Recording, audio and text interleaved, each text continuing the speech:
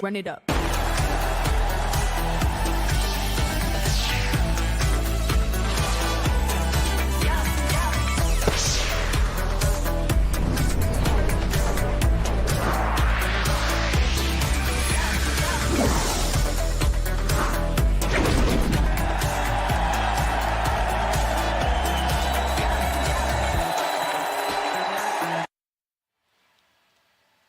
An exceptionally warm welcome to you. Good morning.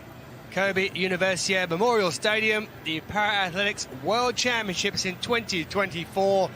It is Kobe, it is Japan, and it is the final day, day 9 of these championships. Session number 17 on a glorious morning here, as it has been pretty much throughout the whole event. Only last Sunday evening, when we had a little bit of rain, was there any precipitation about. Besides that, it has been like this for the majority of the championships. The 25th of May, a Saturday, with loads on the card. 7 finals in the morning, 18 in the evening. Everything in the evening session will be a final. In the morning, we have 5 field events where there'll be a gold medal on offer, and we have 2 on the track. And it gets underway with the men's shot put F34. Ahmed Hindi, the world and Paralympic champion, going in that one. Men's long jump T20 also getting underway in the next 10 minutes or so. Abdul Latif Romley will go in that one. As we head through then into the semi-finals, women's 200 metres T37. And then as we go further into the morning, there are 2 finals on the track. Men's 1500 metres T52, and at the bottom of the schedule, the men's 800 metres T34. And crammed in amongst that, we'll also have the heats of the women's 200 metres T47, men's 100 metres T63, and the women's 100 metres T35 as well. There is so much to look forward to on this final morning of these championships. We've seen loads already, and there's no doubt at all we're going to see more world and championship records, season bests and lifetime bests here as the day progresses. I'm Tolson Tollett. Will Downing, as always, is alongside me. Good morning. Former world and European champion Steph Reid is also here on a day, Steph, where it's going to be 16 degrees and there is still a bit of breeze as there was last night. The wind really did cook up last night, and wind isn't always a bad thing. It can be very helpful if you're trying to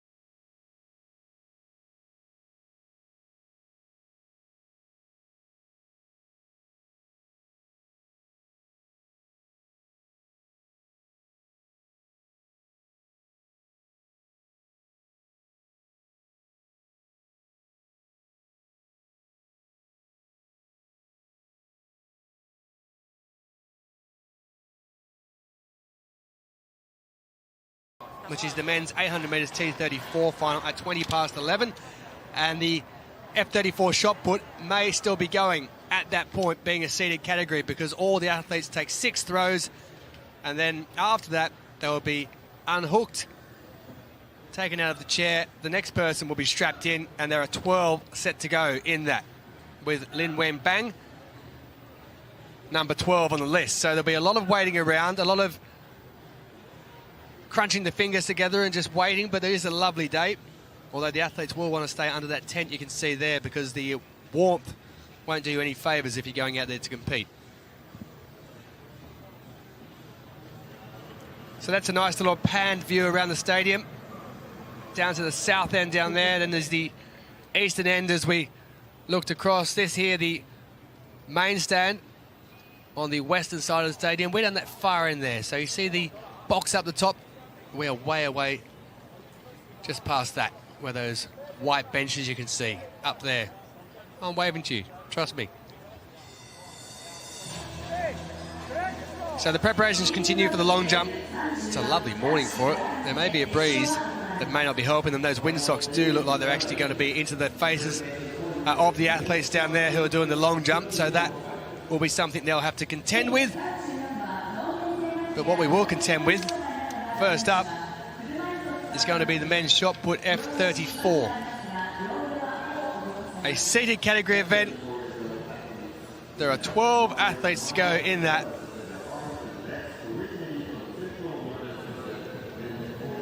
And here is number 1, Maurizio Valencia, who's won silver in the javelin already here. Ahmed Hindi, the Paralympic and world champion. He's the world and championship record holder, as you can see. From Jordan, he'll also go in this as well. We do actually have 4 qualifiers in this. Yesterday there was a qualifying event, so we had our top 8, and then we had 4 who qualified through to the final, who will be joining the 8 automatic qualifiers. That championship record of Hindi, by the way, has stood since 2019, the World Championships in Dubai, when he claimed gold, and he set the world record in Tokyo back in 2021 during the Paralympic Games. So there's our field. Valencia will go first. That lifetime best of 11.90. Had to go with the season best you saw there of 11.39. Hindi's season best, just the 11.22. Men's shot put F34 final. Representing People's Republic of China, Lin Wen Bang. So first up, the lone Chinese athlete. 5th in the javelin, Israel, Alexander Alexienko of Israel, bronze in the 2018 representing Morocco, Europeans. Azzedine Nouri of Morocco, who was 8th in the javelin. Representing Jordan, Hindi Ahmad. Ahmed Hindi, the reigning champion and Paralympic champion, also the Asian champion. Mushin Kaidi, a qualifier who came into this. He was 7th in the javelin. He took bronze in the Europeans in 2021. Nikita Dubenchuk, a neutral para-athlete, lifetime best set this year of 10.94. Hadi Kaidi of Iran.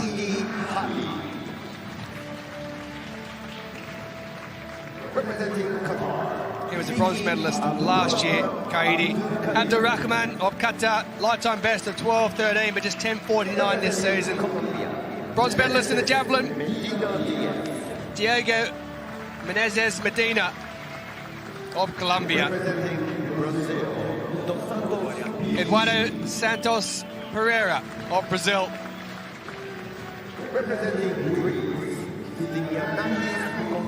Konstantinos Stelianakis, also a qualifier through to this, and in the chair, ready to go. Lifetime best of 11.98. It is Maurizio Valencia of Colombia. Now, I can tell you that 4 qualifiers have gone into this. There are 3 athletes already on a yellow card. And they are 3 of the qualifiers out of the 4 from yesterday. Abdul Rahman, Kaidi, and Alexienko. are the three who are on the yellow card for non-compliance of equipment. So if anything happens today, they would be red-carded. Well, that is out over the 9-metre mark. First up for Mauricio Valencia. Silver medalist here already at these games in the javelin. We've seen him, haven't we, Steph? Really putting on a show for the crowd the other day before the javelin event, doing sprints up and down and really getting the kids who are in here watching on the morning session just enjoying themselves. Yeah, Valencia certainly is not shy, is he? I thought it was a great strategy because he did have a long wait in the previous competition, and you may as well have fun with your teammate while you're out there. He put on a bit of a gun show as well, showing off all that heavy training he's been doing. He's a happy old soul, there's no doubt about that. 9:09 for his opening one. He's also a silver medalist from Paris last year. Reigning Pan American Games champion. And he won a bronze back in Dubai in 2019. So he knows all about winning medals in this event.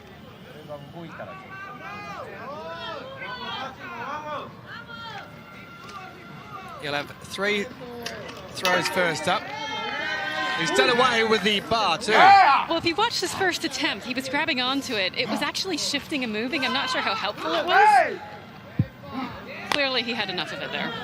Well, it was almost like he ripped it off completely out of the socket and thought, I've had enough of you, you're gone. Throws it from one hand to another and says, I'm going to do something here. And then in the end, it's not as far as his first. Well, he's certainly a showman. I think it slipped out the hand there at the last minute too, and he got a bit extra, too much height on it, through the fingers. 8:57.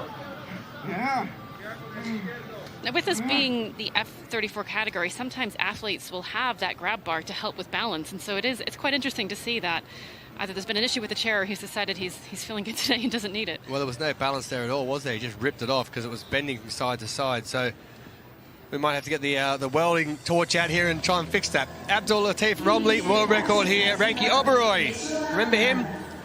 The Dutchman who has the championship record in the men's long jump, T20, coming up now. Over on the other side of the track, we have the athletes for the long jump T20 competition lining up, and it's, as you can see, it's a big field. 13 men will go in this competition, including the world record holder. And this is our start list. This is the order the athletes will be jumping in. 13 there. It is a final within a final. So after the third round, there will be a reshuffle. It's a bit windy down there. It's in their faces. Actually, it's quite windy. If at some point you hear a bit of a lull in commentary, it may be because one of us has lost our notes. It got cold last night too, didn't it? Very cold. The wind came in last night. All of a sudden, it's just changed within 5 or 10 minutes, and it became very, very chilly to the point where you and I have blankets wrapped around us. It became so cold.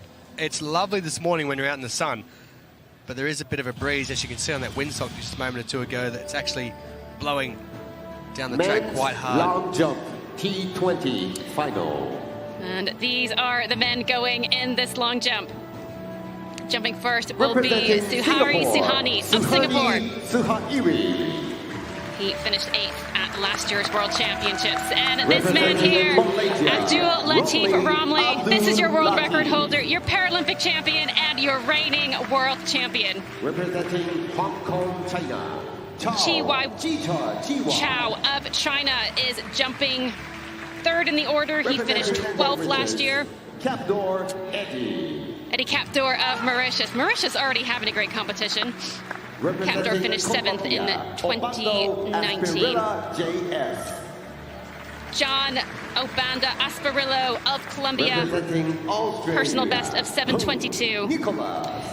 Nicholas Hum of Australia, 3rd in Tokyo. Representing Ecuador, Roberto Chala Espinoza of Ecuador, bronze medalist in 2019. Representing Malaysia, Hassan Dashi of I think we have a DNS on there. Sorry, that was Zulkifly Abdullah of Malaysia.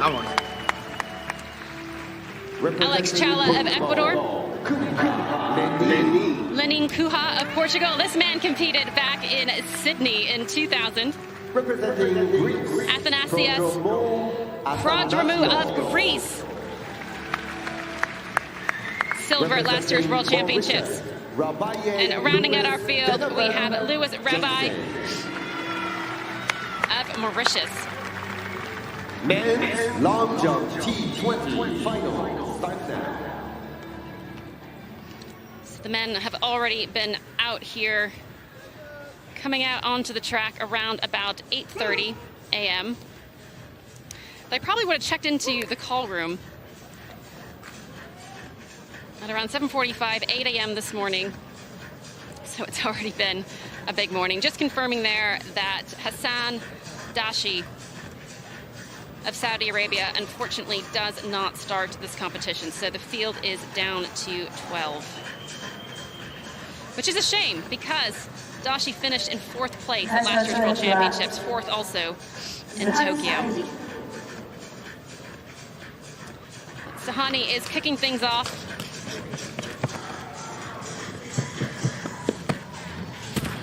And that was well behind the board. We have said that the wind is in their faces. Sahani was 13th in 2019. That's well behind the board. That whiteboard there is about 20 centimeters, and he looked to be a good 20 centimeters behind that, which unfortunately means whatever this jump comes up at, you can probably add about 40 centimeters to that. 5 meters 91, a modest start for Sahani. Sahani was 13th in 2019, 8th in 23, so that's a good upward trajectory. And this man here is the world record holder. Reigning Paralympic champion, reigning world champion. That world record stands at 7 meters 64.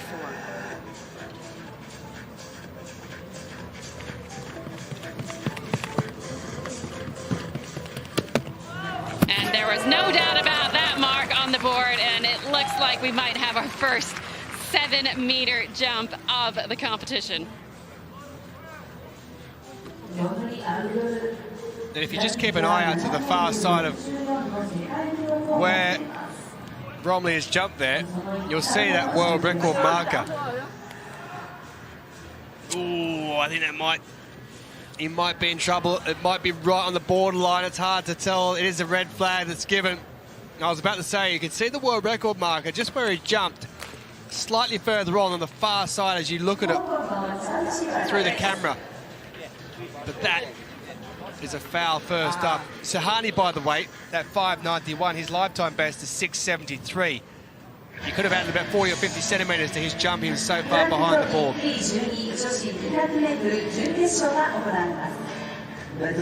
Chow of Hong Kong is up for his first attempt. We get another look at that windsock.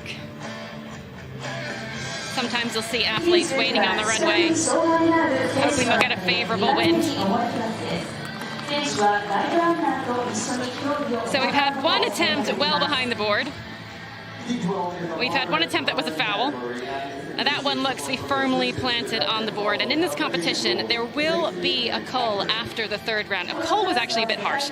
What will happen after the 3rd round is that only the top 8 athletes are going to get into that final. So we call it a final within a final. So it is really important in these early rounds to get a strong mark in so that you avoid that danger zone of sitting in places 7, 8, and 9. We'll use a bit of golf parlance, shall we? We'll call it the cut. Busy track morning. Women's 200 metres T12 semi-final. The first of 2, obviously. Amara Durand is going in this one.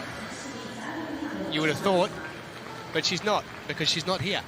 Because she is the world record and championship record holder. I had you for a minute, didn't I? 4 going in it. Anna Kulinic-Sorokina, the European champion. Simran of India, who took bronze in the Asian Para Games. These are her first major championships. And the outside is Katila Teodoro, who'll go from lane 7. All the athletes going with guides in this. It is optional in the T12. Teodoro made a debut back in 2019 due by Manuela Jacinto Santana of the Dominican Republic. She's been in the 100 and 400 already, her first major championships as a 23-year-old. Simran, her first major championships as well. And the European champion, who won bronze in Tokyo in 2020. She's been in the javelin here already, finishing 7th in that. Anna Kulinic Sorokina, competing as a neutral para-athlete in lane 1. So just first place automatically through to the final, and then after that we'll have the next 2 fastest across these 2 semi-finals that go through to the final this evening. That final this evening due to get underway at 19 minutes past 5 local time. 10 past 9 in the morning local time now, or 12 past 9 if we want to be exact, which means they're going to schedule. There's the tether you see, has to be attached the whole time through, and the athlete, if you're new to para-athletics, has to cross the line ahead of the guide.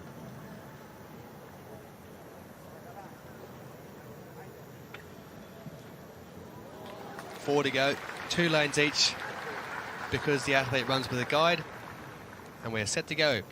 Opening semi-final, women's 200 meters, T12, and they get away with no issues there, all 4 of them, and looking very good indeed. Already is Simran, who's gone through into the lead. She is absolutely flying, the Indian, having a wonderful first major championships. So she's going to move down the straight with 50 meters to go. She is looking incredibly smooth. 30 meters out from the line, it's going to be her who takes it. Simran goes across automatically. It's Kulinic Sorokina who takes the second position. And then after that, they're all going to be waiting for that second semi-final to see how they're going to get on as far as going through, because it is only the 2 fastest that make it through. But Simran, extremely quick in a time of 25.12 seconds. She motored away in her opening 100 meters there, Steph. Now, what a chance Simran has been having, and it is her first, and there's a huge difference between learning how to run at championships versus learning how to run at a Grand Prix. This 200 meters, athletes are, if you want to make it into the final, you have to run 3 hard 200 meters in a row. And I say hard because we only have 4 athletes in each heat. This is all about coming first in every single heat, and this is a fantastic experience for Simran to learn what it feels like to do that 3 times in a row. Back to the men's long jump. We're still in the first round, and this is where things stand. You can see Romley, our world record holder, getting a foul in that first attempt, but that's okay. He's still got a few more coming his way. Now, Abdullah from Malaysia. Let's give a big hello to this athlete. He missed Tokyo because he was diagnosed with stage 2 thyroid cancer. Abdullah, we are so glad you are here. Welcome back. We hope you have a fantastic championships.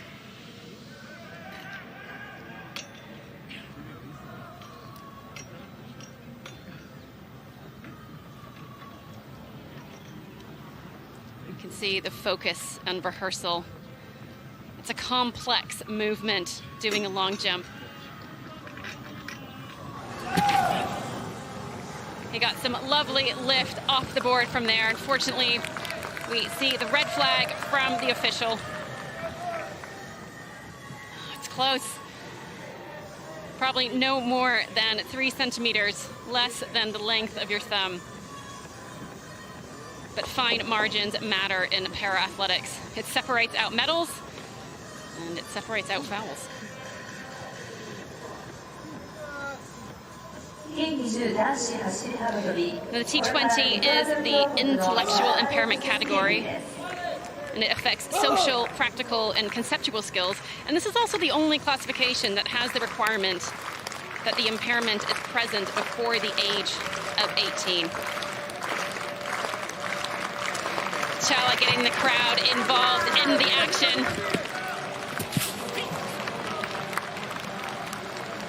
That looked to be another good poppy jump. I say pop, you can tell when the athlete gets some good lift off, but unfortunately that looked to be well behind the board. That board being about 20 centimeters, but that's okay. In the first round, one of the most important things is to get a solid mark going.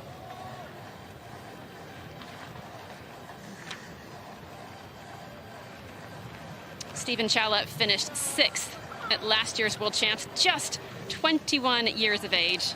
Another athlete getting some fantastic experience. Cunha of Portugal. We saw Cunha compete in Sydney in 2000. Now, he didn't compete again in the Paralympics for another 12 years because there was a 12-year absence of this category from the program.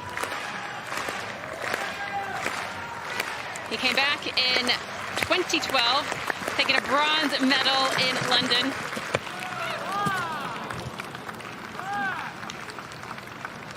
He was also a triple jump world champ in 2015, back when that was an event for the T20. There is now no more triple jump in the program. You can tell the experience there, absolutely perfect on that board. Just give us the difference between, as a former long jumper yourself, between when you hit the board and when you don't hit the board and how it feels. When you hit the board, there is a really satisfying smack.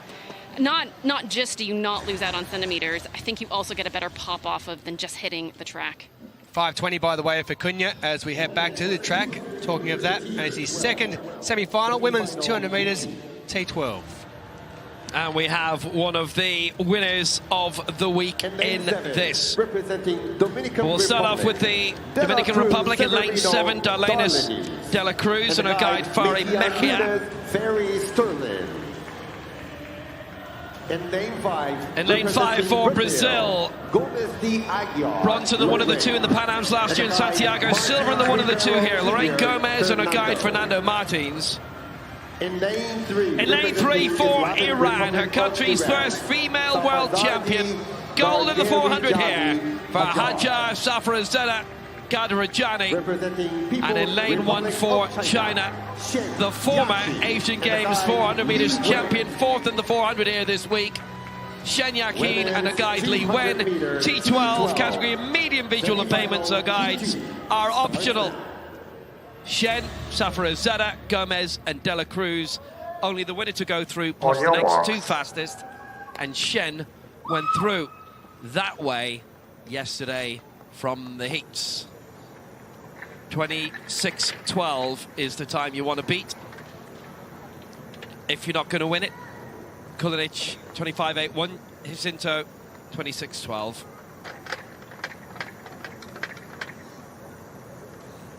Hajar Safarazada Gadarajani opting without the guide, and she's shown she doesn't need one. She's 24 years old, up to 5% vision. She has had an incredible week. She is the Asian champion by way the first time I'm asking. Chen, Safarazada, Gomez, De La Cruz. Great start again by the Iranian world champion. Gomez going well in 5, and De La Cruz on the outside for the Dominican Republic. This is going to be a tight one. It's only the winner definitely going to make it. Gomez going brilliantly for Brazil. De La Cruz moving up. Safarazada's falling back. Gomez takes it. 25.09. It is fast. De La Cruz in 2nd. Safarazada Gadarajani in 3rd for Iran. That was a big win. That was a big contest. That was almost worthy of a final itself. Great race. Brilliant finish. Safarazada run out of it into 3rd spot. Lifetime best for Gomez in 25.09. She's had an immense week. And she did have that big victory in the Asian Games last year. Just coming down the middle on her own. And they're all in the line at this stage, but Gomez then just shot away. Now, it's not over just yet for Farzadeh because the next two fastest qualifiers will advance, so she's still done well to run a really fast time. And actually something I really like about Farzadeh's strategy, she's one of the only ones who didn't do the 100, so she had a bit of a break in the middle of the week, and hopefully that will pay off. And look at that, she's got a fantastic lifetime best out of it. That was very fast for the top three. They will be all okay.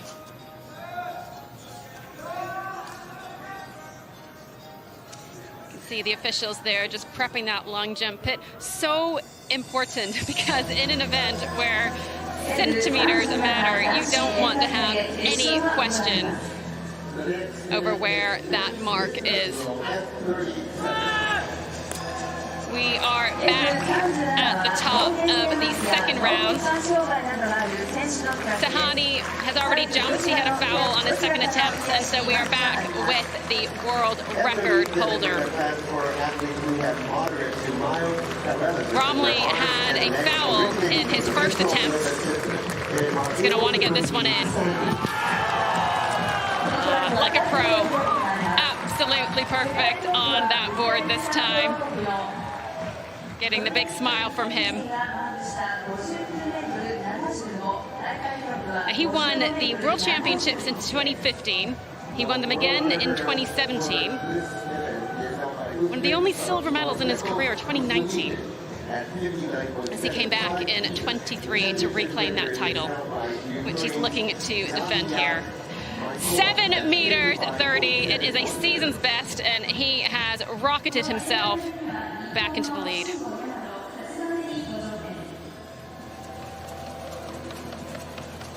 Men's discus throw F37 final.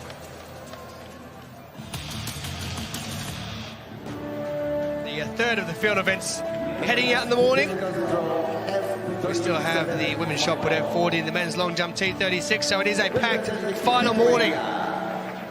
Donatas Dundas is first up, silver medalist back in the Europeans in 2021. He was 5th here in the shot put. Man who came 7th in the long jump at these championships, Jessie Zizou of Canada.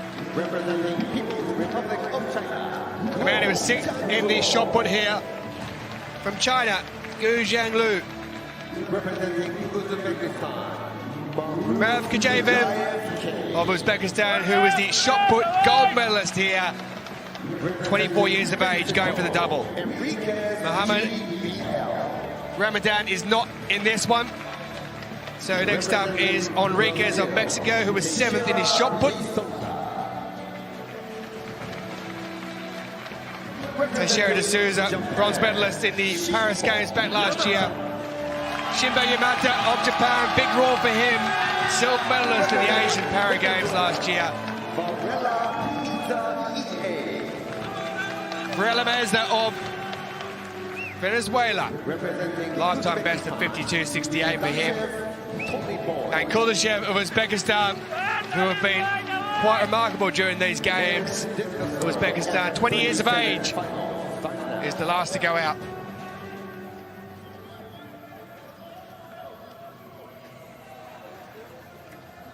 So men's discus throw. A couple of points to note. As we went through the presentations there, as I mentioned, Ramadan does not start. And Jessie Zizou is on a yellow card. We'll try and get to the bottom of what that is about. But first up, for Dundas, who was a silver medalist back in Big Gosh in 2021, the Europeans, is a foul straight into the netting. So no throw with the first mark.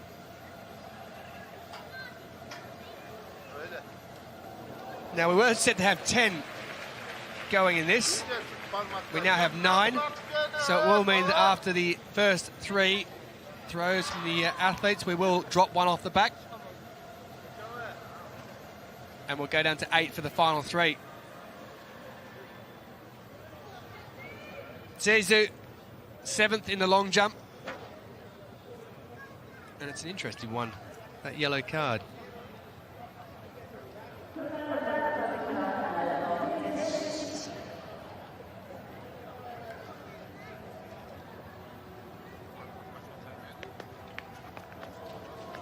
Well, that is well out there over the 50-metre mark. His lifetime best is 54.81. That was set this year. Now, at one point there, I thought that was going to be drifting out, but it's just stayed inside the quadrant, and it will be a mark, the first of this competition.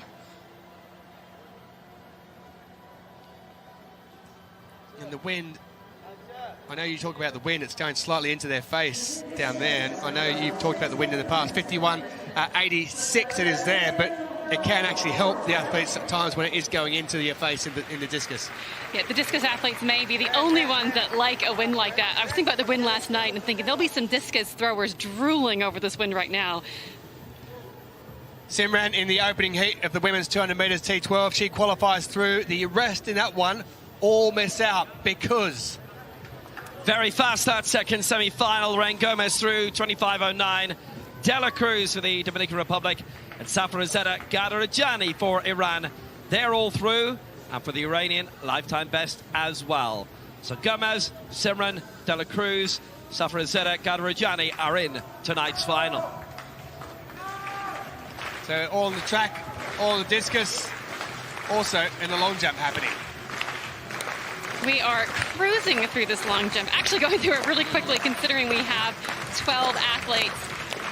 Roberto Chala Espinoza is up for his second jump, open with a big 6.95. Now that one looked to be a fair distance behind the board. Now we have 7 men in this field that are capable of 7-meter plus jumping. Now, as you said, conditions aren't entirely favorable. Just a reminder that white board is 20 centimeters, and it looked to be about 5 centimeters behind that one. So whatever he gets on this jump, we can probably add a good 25 centimeters to that. 6 meters 75.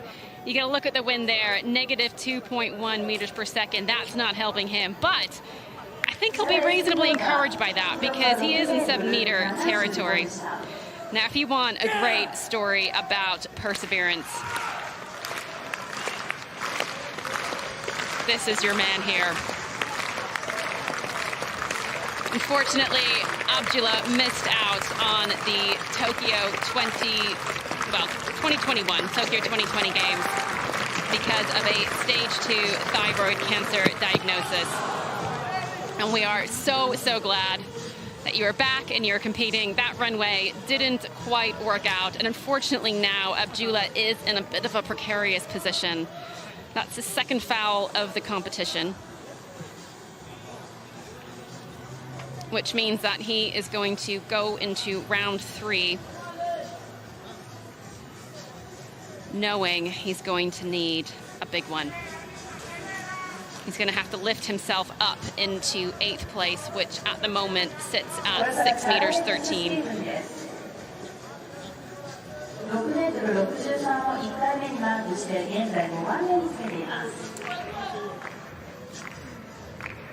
Alex Chala, the youngster, just 21. You can see there the crowd was starting to clap, and he just made a motion to say, actually, I'd like some silence for this one.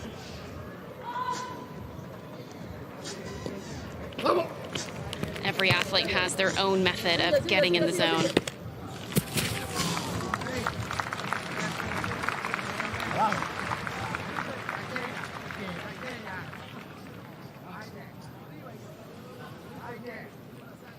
Chala has a lifetime best of 6 meters 89.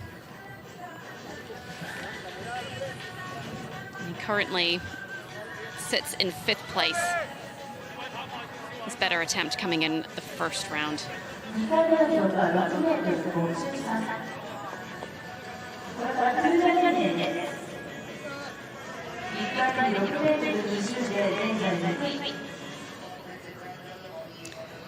"41 years young." Now, it's not often, we've seen a few older athletes perhaps in the throws. Well, we've seen Pierre Fairbank in the wheelchair racing, but long jumping is so, so hard on your body. It's not often you will see people in their 5th decade competing in it. I remember waking up about 2 months after I retired, thinking, my goodness, is this what it feels like to have a back that isn't sore constantly?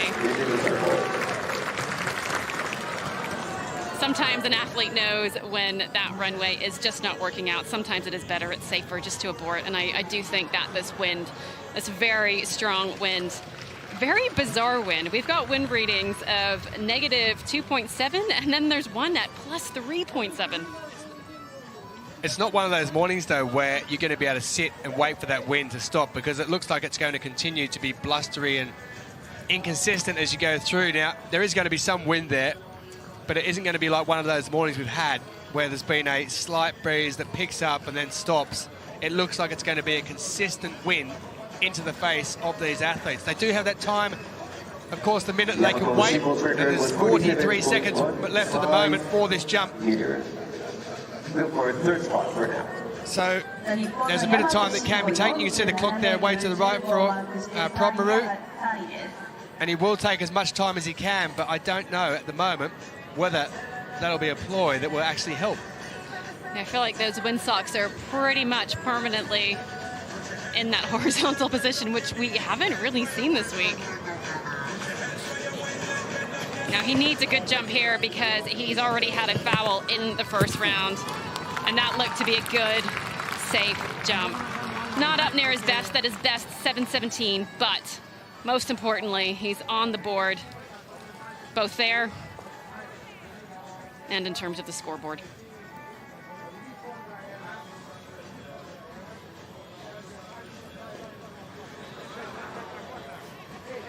You can see that wind there, -3.9 meters per second. It's certainly not helping. It's at a world champs, you want to come and you want to jump big, but conditions might not be favorable, and all that matters here is your placing. Well, he's experienced, isn't he? He's a silver medalist at the last Paralympic Games. He's won bronze last year, won a silver European, so he knows what it's about. He's been around for a long period of time as Maru. As we move through the order, and Rabai is about to head onto the runway. Foul with his first, so he'll need to get something with this second one, because otherwise the pressure will be on him for the 25-year-old. Lifetime best of 6:57, season best 6.30.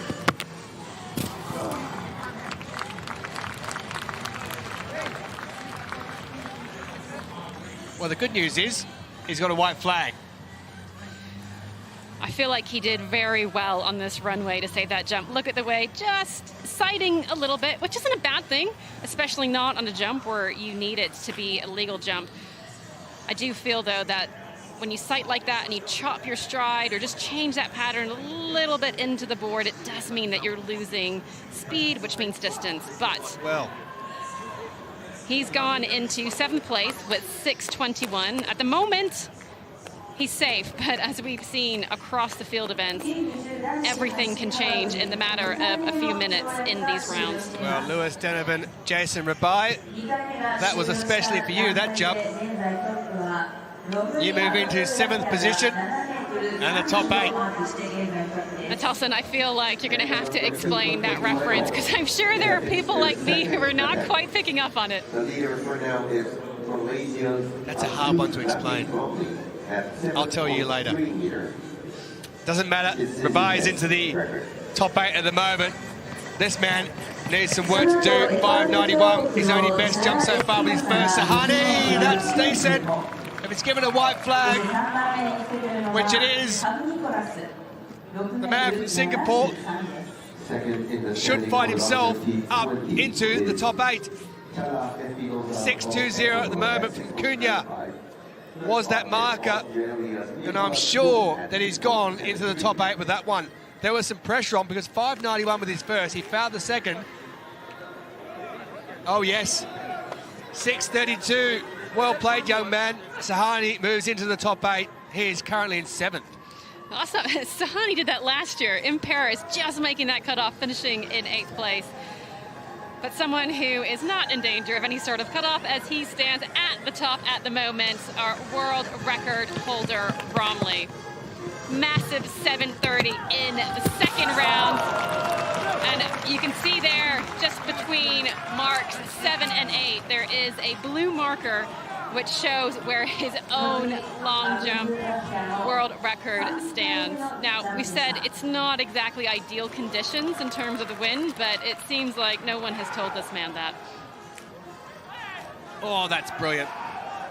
There's a bit of space between the green there and the white, but they've given it as a red flag. Well, I'll tell you what, he's got his right to appeal for that one, because to me, there's a gap between the white on the board and the green over the board marking.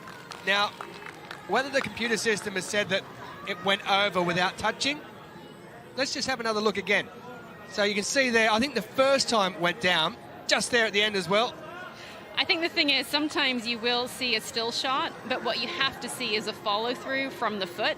And if on the follow-through at any point that foot crosses into the green zone, then it is given as a foul. But you are right, the athletes can ask to have a look. Well, it's rare that I'm wrong, but on that occasion I'll stand corrected. Do you know what, I have to say, you called that men's 5,000 meters perfectly right from the start. I did, I said Arajehe would win the rerun, and he did. And actually, you called the universal relay, the Japanese disqualification. Yeah, it's tough at the top. Currently sitting in 11th place is Chow of Hong Kong. He's got a best so far in this competition of 6 meters 13, 5 meters 82 for that third attempt. Unfortunately, he will stay in 11th place, and that will be the final jump we'll see from Chow this morning.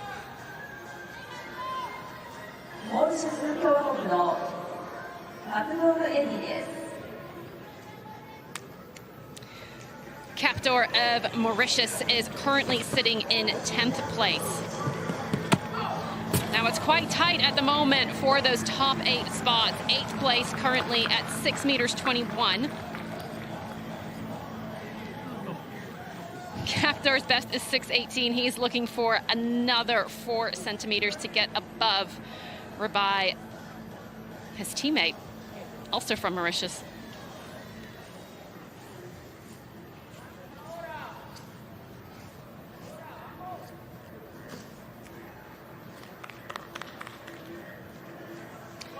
Sometimes we like to build the tension as we wait for those marks to come up. It's funny, isn't it? Because sometimes they come up really quickly, and then other times they just take a bit of time to go through the computer system. And it's just come up on our screen. Okay, I'm going to jump the gun, and I'm just going to say it. That jump came up at 6:23, so Captor is now... He's just dropped his teammate, Rabai, into 9th place as Captor has taken that 8th position. Abando Espria up next. He's in 4th spot. So he looks pretty safe. 6:68. Can he improve?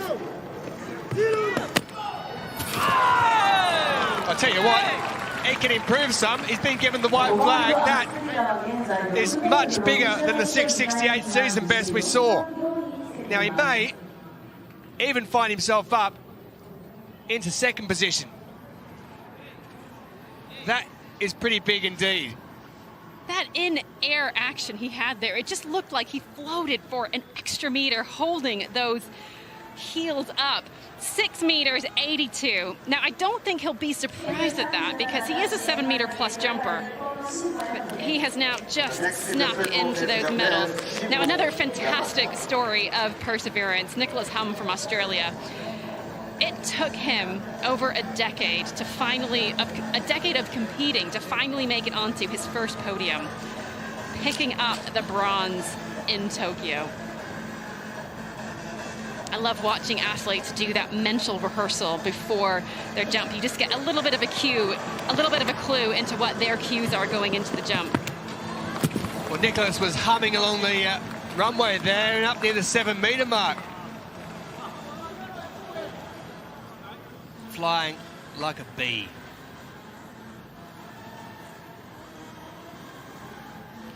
Just look at that snap, the way he snaps his feet up towards his torso. Again, You can lose so much valuable distance by not being able to maintain your position in the air or to time when those heels touch the sand perfectly, and that was an excellent showcase in great technique. 664, so it doesn't improve, but his form along the runway, his speed was, and the way that he did it was just lovely. There were no short steps in there. It was just one lovely runway takeoff.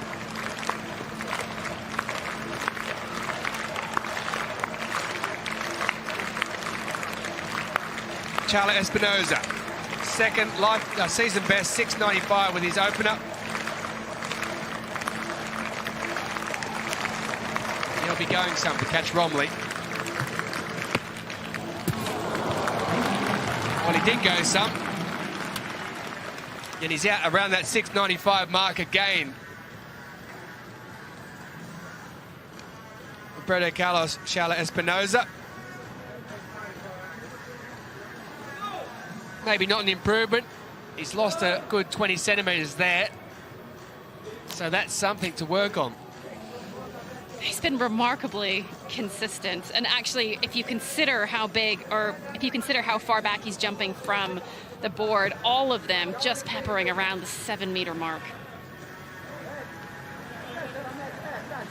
688, no improvement for Chala Espinosa. Now this is crunch time for Abdullah.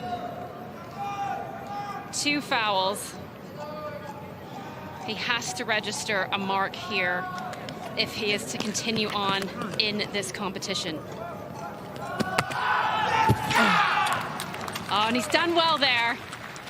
That will be a legal jump, but now the question will be if it will be big enough to get into that top 8 so he can take those final 3 jumps. Now that, it's really hard after 2 fouls to go back and correct it. So well done to Abdullah for working out his runway. Now, unfortunately, 602 is not going to be enough to carry on. You can see the heartbreak. We've already said Miss Tokyo because of a cancer diagnosis. This is his return to World Championship level. Abdullah, we're sorry we're not going to see you in the final 3 rounds, but we are so glad you're back.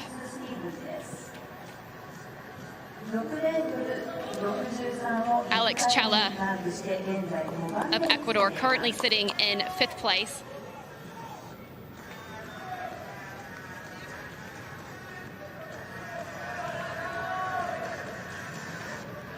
Finished 6th at last year's World Championships.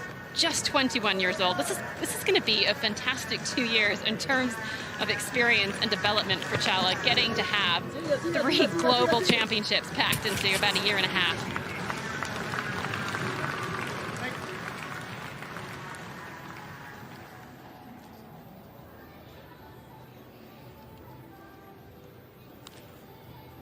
Not quite making full use of the board, but what I liked about that jump is that he didn't panic. He carried on with his runway, with his pattern, with his rhythm.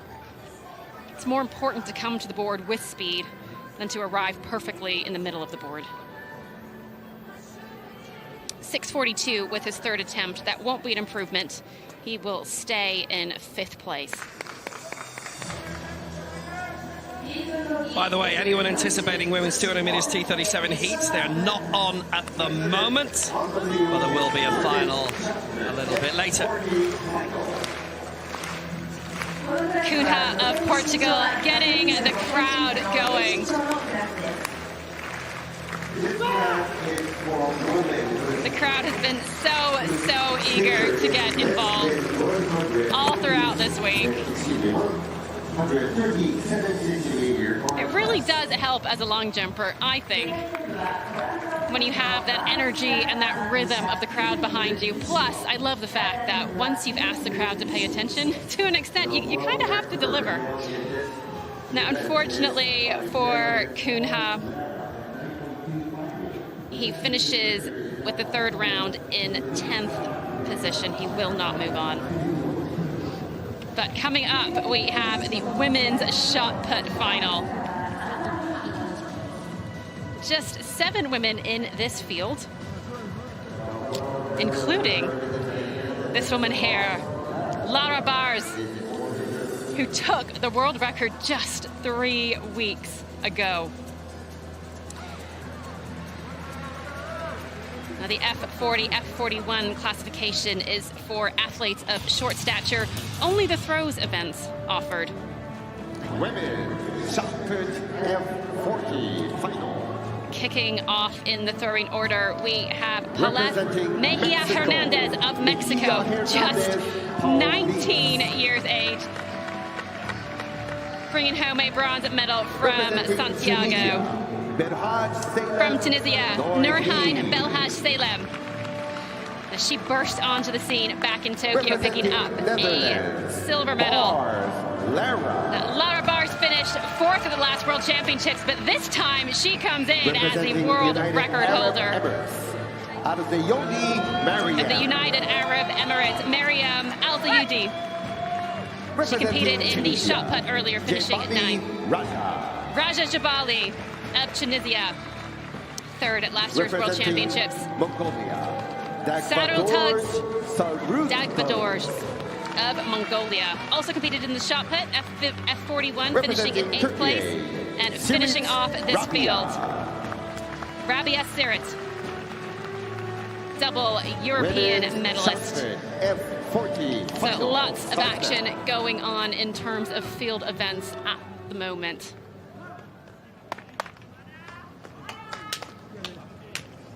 So there is Lara Bars. Been around for a while. Go back to the 2015 Games in Doha. She picked up a silver, bronze in the 2016 Paralympic Games. 19 years of age though. Doesn't turn 20 until December this year. This lady, Mejia Hernandez. White flag first up. Lifetime best set this year of 8:48, bronze in the Pan Am Games last year in Santiago in Chile. 19 years old, I can't even remember that. Quite an exciting event to do so well at so young, just considering the amount of technique that is required. And that can take years to learn, but also the strength aspect. I mean, she's not even anywhere near her peak strength at the moment. 8:31, it is a new America's record.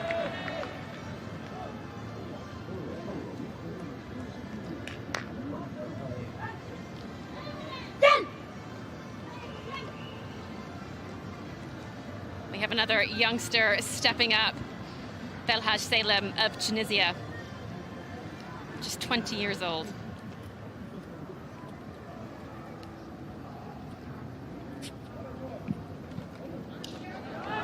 She burst onto the scene in Tokyo, picking up a silver medal, just 5th at last year's World Champs.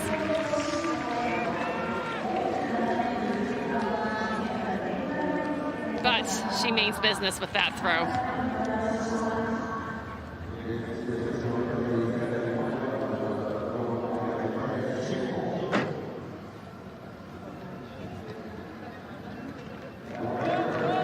She has a season's best so far of 7 meters 84.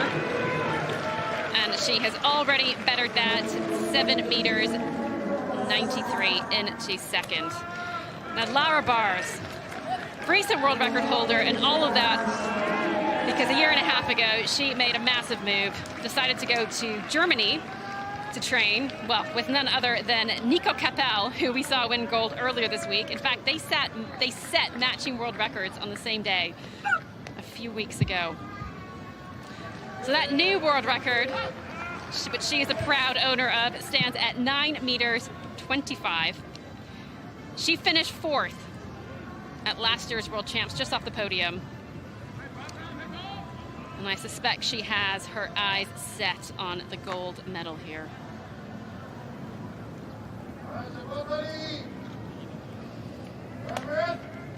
Eight meters 33. She has shot into the lead, but it is still very early days. Now, Will Downing and I know Neve McCarthy, who's an Irish former F41 European gold medalist, World Championship medalist, and Neve's been up here in the commentary position before a couple of times with us, and I'm sure she's actually watching on. So, hello, Dave. Hope you're well. Yeah, enjoying life. At 1:50 in the morning on a Friday night. She'll be up. Hi, Neve. How you doing? By the way, she's committed. We have been going out all week, overnight in Finland and YLE. They've been doing their own coverage on TV for the evening sessions, which is fabulous when you consider you turn on one of the main TV channels of the country and you've got 5 hours prime time para-athletics on television, just what you want. Jabali with her first attempt for Tunisia. Athletes of shorter stature, these 40s as opposed to the 41.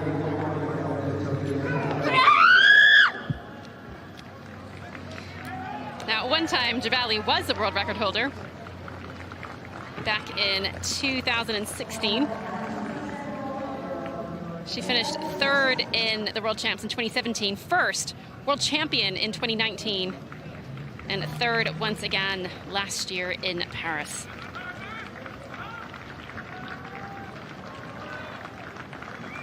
Now, we are missing the defending world champion and the reigning Tokyo Paralympic champion, Renata Sliwinska of Poland. Poland opting to choose a fairly small team for these champs. Dagvadorj of Mongolia. She's already been in action in the shot put. Now, that was an F41 shot put that she competed in as an F40. She finished in 8th place.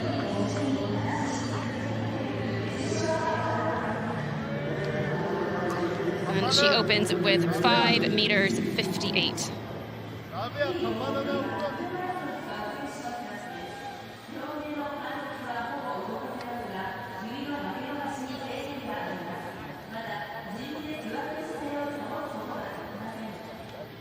Back on the track, men's 1500 meters T52, which is the second most restricted of the wheelchair racing categories. We were due to have women's 200 meters T37. That's a straight final tonight. We've got a field of 6 going in this. And Nabaru has been a world champion. Carabin is a double world champion here. Sato, the defending champion. Skukash, former European champion. Torres, Pan Am silvers. Great field. Perez, the reigning Pan Am champion. So loads going in this with quality, champions all the way. 1500 meters this is.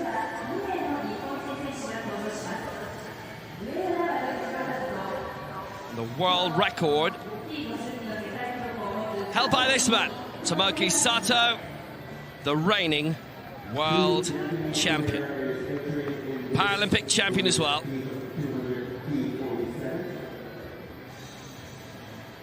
It's not very often that you have a field where everybody at one time or another has been at the very top of the sport as a gold medalist, but that's very much the case here. This is going to be a race that'll take a bit of time to build up. We saw the T51s last night. We'll see them again tonight with the 200 final. In lane 1, representing Japan. In lane 1 for Japan, the 2011 world champion. He's medaled of 4 different world championships and bronze in the 4 in the last Paralympic Games to Hirokazu Nabaru. The man who's won the world title and the 1 and the 4 here for 2 worlds in a row for Belgium, Maxime Carabin. In lane 3 for Mexico, the Pan Am champion over 400, Leonardo Perez. In lane 4 for Japan, the world and championship record holder, the defending world champion. He's Paralympic champion in this as well, Tomoki Sato. In lane 5 for Lithuania, already 4th in the discus here. The 2018 400 meters European champion, Kęstutis Skukas. And in lane 6 for Colombia, silver in the 4 in the last 2 Pan Am Games, and silver in 2015 in Lima for Christian Torres of Colombia. T52 final starts now. So the classic On 3 your mark. 3/4 laps of the track. Men's 1500 meters, T52 final underway. Unabaru of Japan, Karabin of Belgium, Perez of Mexico, Sato of Japan, Skukas of Lithuania, and Torres of Colombia. So Japan with 2 in this final, and Sato, who set the world record in Makita City back in 2018, 3:25 that was. His championship record in Dubai 5 years ago is 3:39.99. He is a 6-time world champion, and he's already gone out with a man who's taken 4 titles in the last 2 world championships, including this one. He successfully defended the 100 and the 400 crowns. Maxime Karabin of Belgium from Liège. The former handballer had a really horrible injury whilst playing 5 years ago. Moved into para-athletics as a result, and here he is now, and he's one of those massively promoting wheelchair racing in Belgium and the Low Countries, trying to get more into the sport. They are successful at it. They've got a handful who are really, really good, and they want more on the scene now. So it's Sato 1, Karabin 2, Skukas 3 for Lithuania. The rest are way back. Look at that gap. There's around 50 to 60 meters, and that peloton being led by Skukas of Lithuania. And really, that's going to be a bit of a race in the end for the bronze medal. But the main race, these top 2 aiming for the gold. Sato is now 35 years old. Karabin, who's still reasonably new to the scene, is 23. He's a 6-footer, Karabin. Massively promoting the sport, and Sato, through his success, doing the same. Sato 1, Karabin 2, the rest way back, 2 laps to go.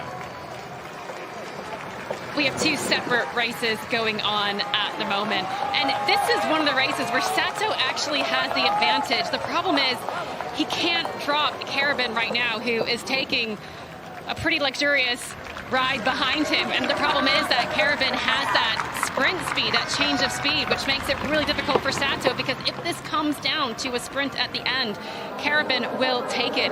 And just another note on this classification, just to help understand this event. This is a men's T52, so it affects their torsos, on their arms, and because this is an endurance event, it's important to remember that it does have an impact on lung capacity. So imagine how important conditioning is when you're doing an endurance event with potentially limited access to oxygen. Major shoulder strength though, and the 400-meter sprint begins now, because here is the bell. It's Sato leading the way.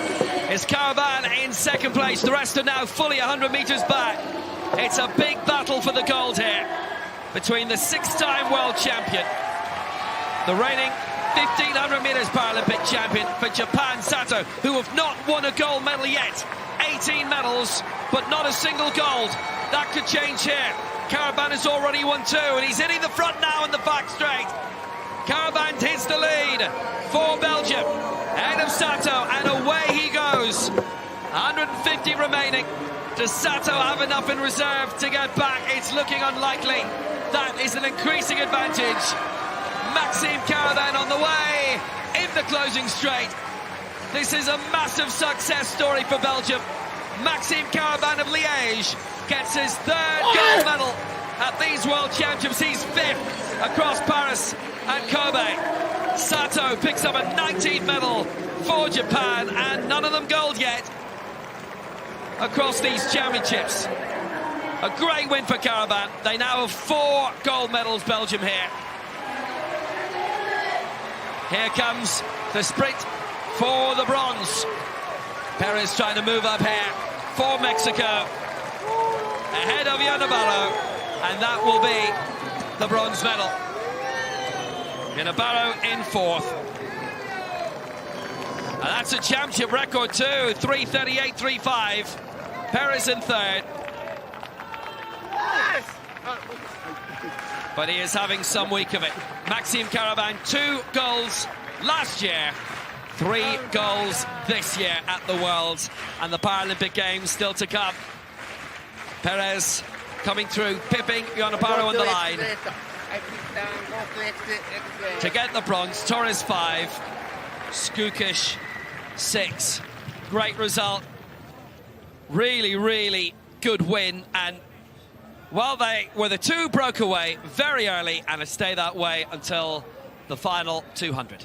But Sato did everything that he could. The problem is he just doesn't have that sprint speed to drop Karabin at the beginning. Had it been a time trial, this could have been a lot closer, but Karabin got his tactics exactly right. And yes, he may have sat behind Sato for the majority of the race, but there's no Mr. Congeniality or Miss Congeniality prize. That is how you race, and he timed that perfectly. So he's now the world champion back-to-back in the 1 and the 4. And he is the first-time champion in the 15. His first time attempting this long distance in a championship. And he's still only 23. Maxime Karabin, the gold for Belgium, their 4th of the week. Tomoki Sato, the silver for Japan. And Leonardo Perez, the bronze for Mexico. New championship record, 3:38.35. And we are heading back to the men's long jump T20. And we are already into round 5 of this competition. It was so tight in the end in terms of athletes making it into that top 8. Men's 1500-meter T52 final. The gold medal, Belgium's Maxime Karabin. Eddie Captor of Mauritius, currently sitting in 7th place. Congratulations.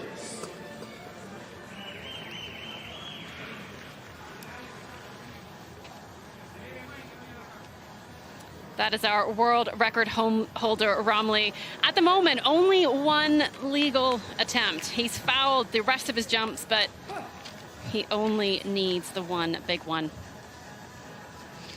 So that 5th round attempt of 6:41 won't improve for Captor. He will stay in 7th place.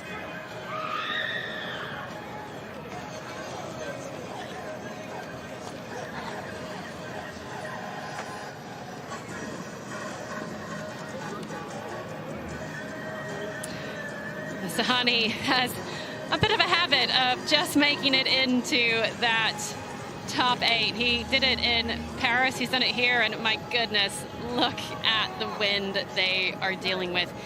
It really does make an impact on your speed on the runway. That is exactly why we have wind readings. That's exactly why anything over a tailwind of 2.0 isn't considered legal for purposes of world records. Now, you can have as big a headwind as you would like, but it's definitely not what you want when you're trying to jump big. Unfortunately, that is another foul for Suhani, and one of the difficulties with long jump and dealing with, and this isn't just a headwind, it is also a swirling wind. It can affect your accuracy on the board.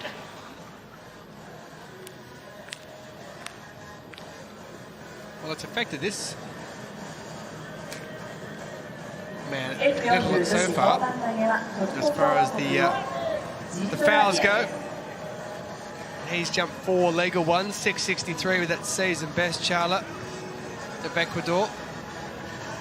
The man who doesn't like the crowd getting behind him, likes to get a bit of silence and just concentrate on doing his job.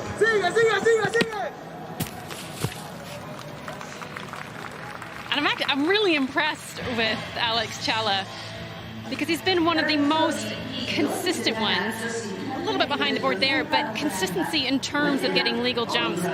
It's a skill that takes quite a while to develop as a long jumper, and he's just 21 and already showing such maturity and such a cool and level head. Yeah, no improvement though for him. 6:44 with jump number 6, or number 5 I should say, and he stays in 6th position. And here is Nicholas Hum, who's also been consistent. 4 legal marks for him as he heads out for number 5, but that win is very, very strong indeed. There's not a breeze you can just sit back and necessarily wait for to calm down. You just have to get on with it and deal with it.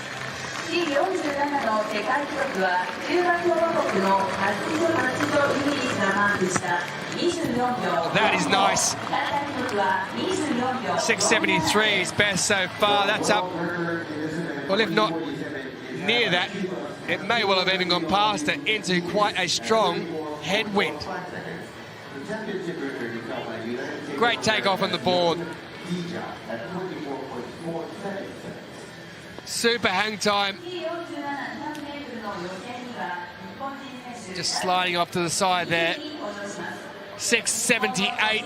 So it is an improvement by 5 centimetres. And it does also lift him up into 4th position. Women's 200 metres T47. There are 3 heats going in this one.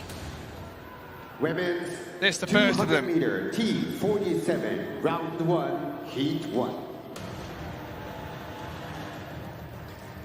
In lane 9, representing Eula Germany, Ross. 17 years of age at her first major championship. She was 6th in the 100, 4th in the 400, and 8th in the long jump. What a championship she's had. Maria Augusta da Silva, 4th in the 100 metres, just missing out in the medal. 5th in the 400. In lane 7, Sasaruan Intachot, who was bronze in this back in Paris last year.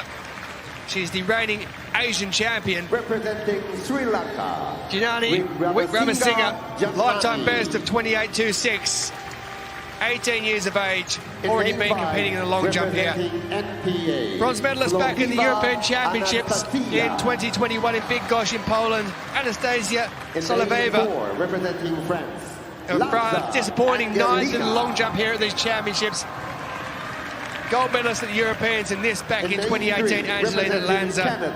And Sheriana Hassan. Bronze medalist in the Pan American Games, 17 years of age. She's a TV actor. 200 meter T47, round 1. She might want to act it up if she can get a good result in this one. 17 years of age, again, youngsters all the way across, bookending out in lane 3 and 9, 17 years of age.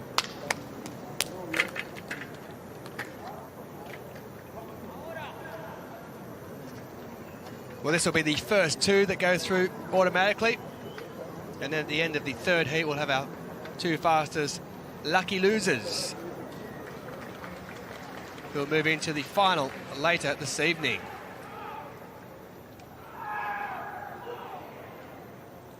So it's Hassa in 3, Lanza in 4, Soloveva in 5, Wickramasinghe in 6, Intachot in 7, Augusta da Silva in 8, and in lane 9, Eula Ross, who goes out there. And moving very fast indeed around there is Soloveva. She has flown through that first mark, and Ross on the outside is also looking very strong. Can she maintain that all the way through to the end? Soloveva and across there, Angelina Lanza struggling back there a bit further. Hassa is going to take it. Soloveva in 2nd, and out wide in lane 8. It looks like Augusto da Silva has come in 3rd position, but the first 2 that go through, Hassa and Soloveva,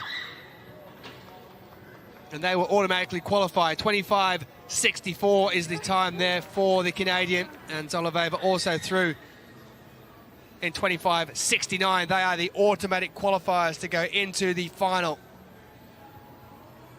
What a performance from Haas. The youngest in the field comes out and delivers. You said she likes to perform.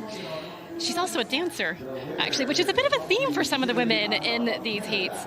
She also happens to be the training partner of Marissa Papakonstantinou, who knows a thing or two about winning medals. She is going to be one to watch for the future, Haas. Brilliant run.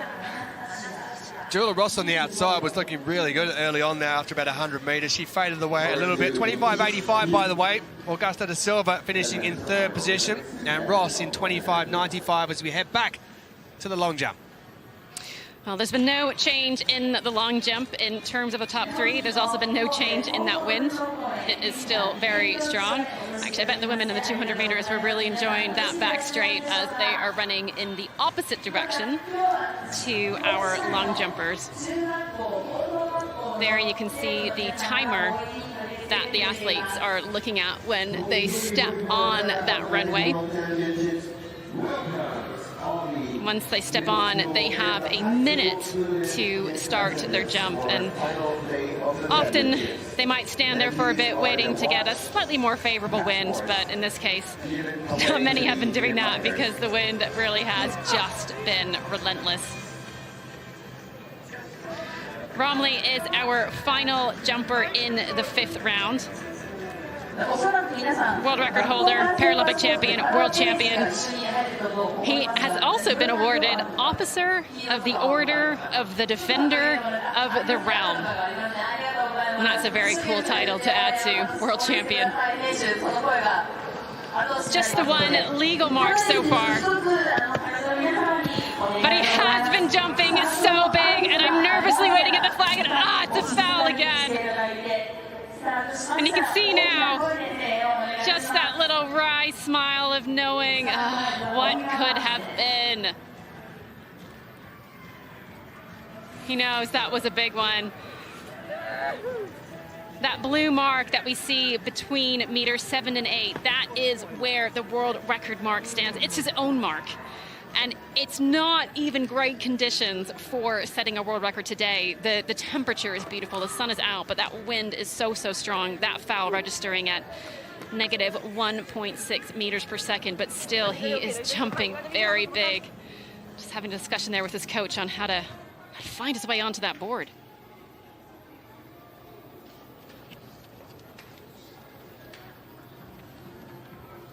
That women's shot put F40 is tightening up, by the way. Shariana Haza takes victory in that first heat. The women's 200 meters T47, 25.64 for Canada. Solovyeva, who's a neutral 25.69. The rest gonna have to wait. Eula Ross in fourth is just hanging on. Second heat on the way.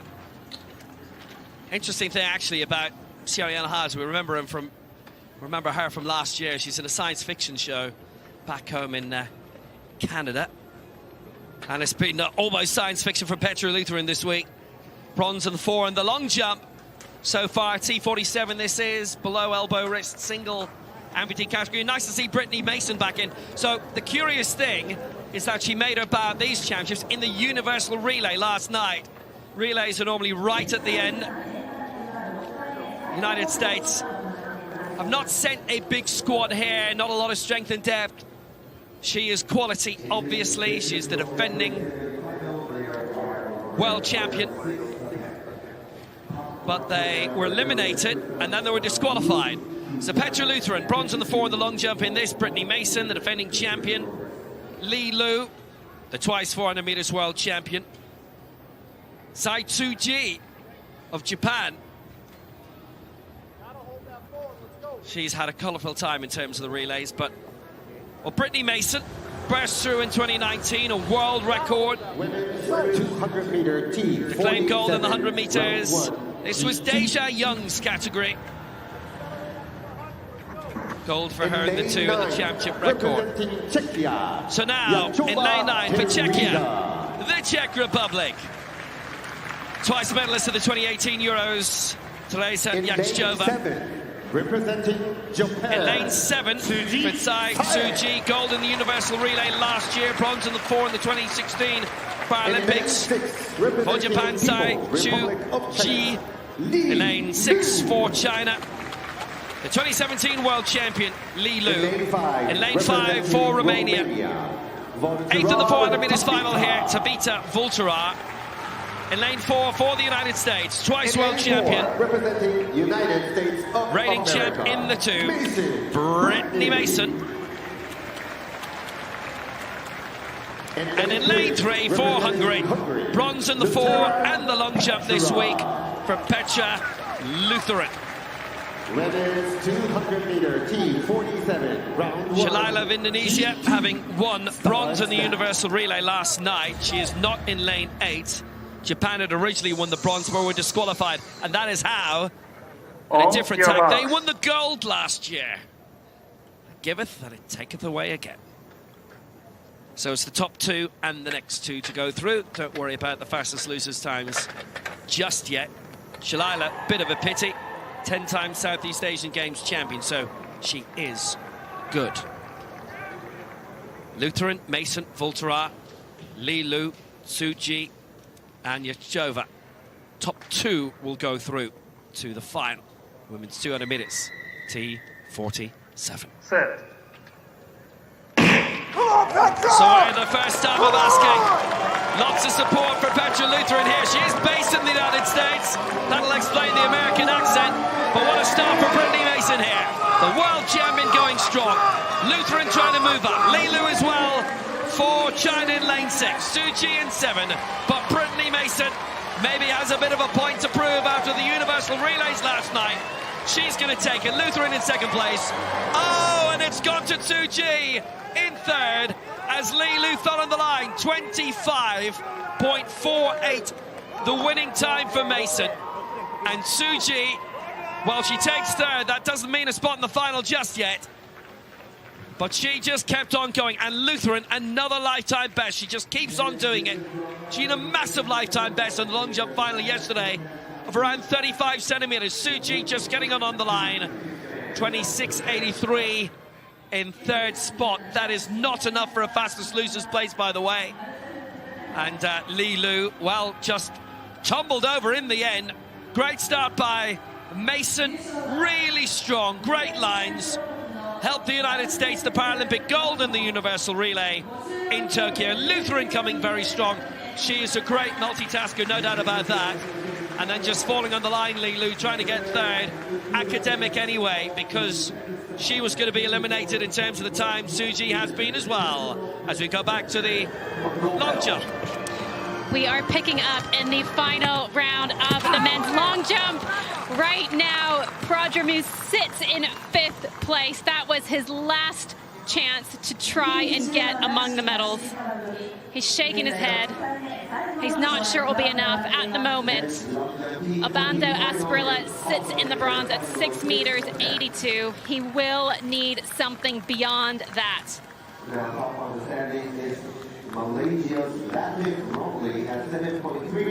Prajamu was 3rd at last year's World Championships, 6.72 in the final round.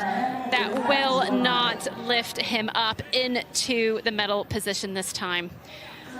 Which means the medalists have all been decided. Now, what color is still up for grabs?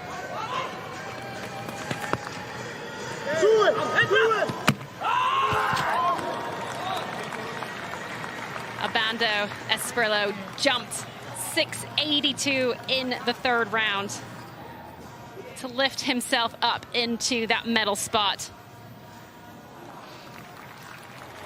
Now to get beyond that, silver currently 6 at 6 meters 95. Absolutely perfect on his final attempt. That is not easy to do. You can see the height on that jump. He went for it, and as you should, you have absolutely nothing to lose. You can't lose that bronze medal. All you can do is see if you can elevate yourself up into the silver medal. 6 meters 84. He did save his best until last. 23-year-old has his first World Championship medal. Roberto Chala Espinoza laid down a huge marker in the 1st round. 6 meters 95, was leading the competition until Romley got involved.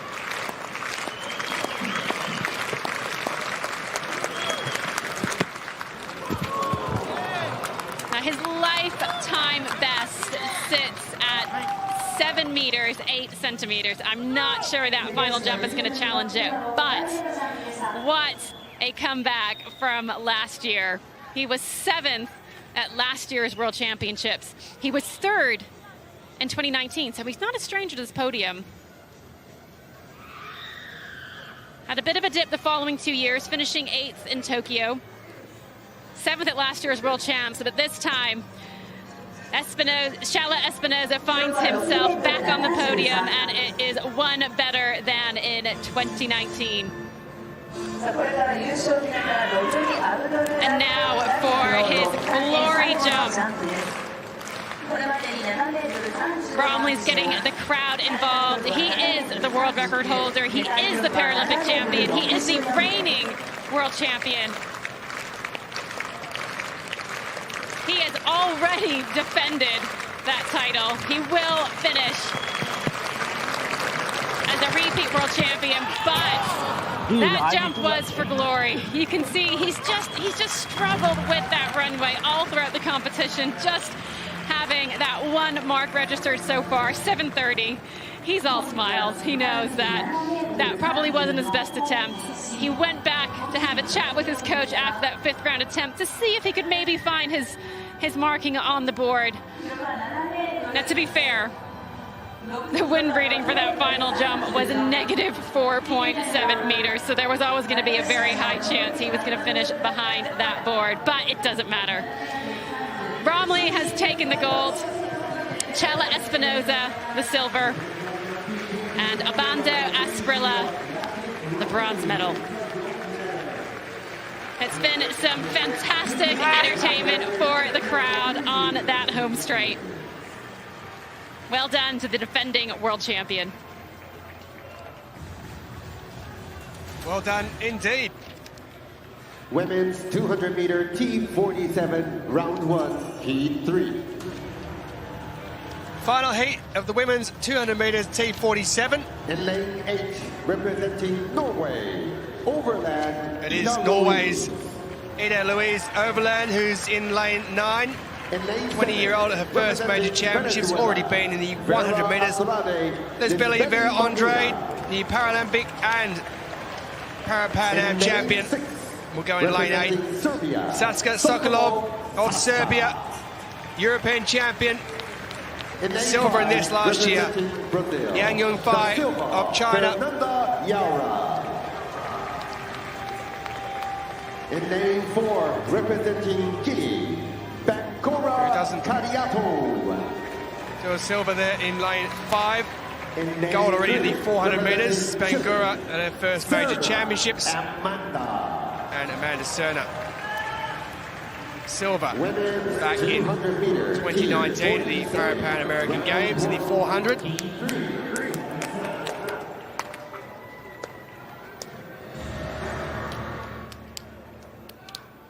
On gear marks. So a field of 6 to go in this one.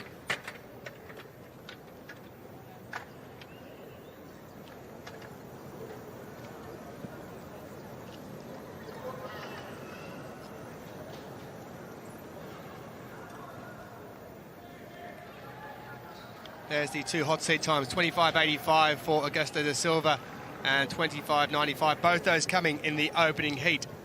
Set. So they get away with no issues, and flying around the outside there in lane 8 is Vera Andrade. She is absolutely rocketing. And then a couple of lanes inside of her. Moving very, very fast up on the inside. It is Saskia Sokolov who's trying to get up there to catch Vera Andrade. It won't be that way though. It's going to be Vera Andrade who takes it. Sokolov in second goes through as well. 24.89 the time for that lady there. Vera Andrade, who's already won silver here over 400 metres. She moves into the 200 metres final with some ease. Sokolov in 25.21 has also gone through as the second of the automatic qualifiers.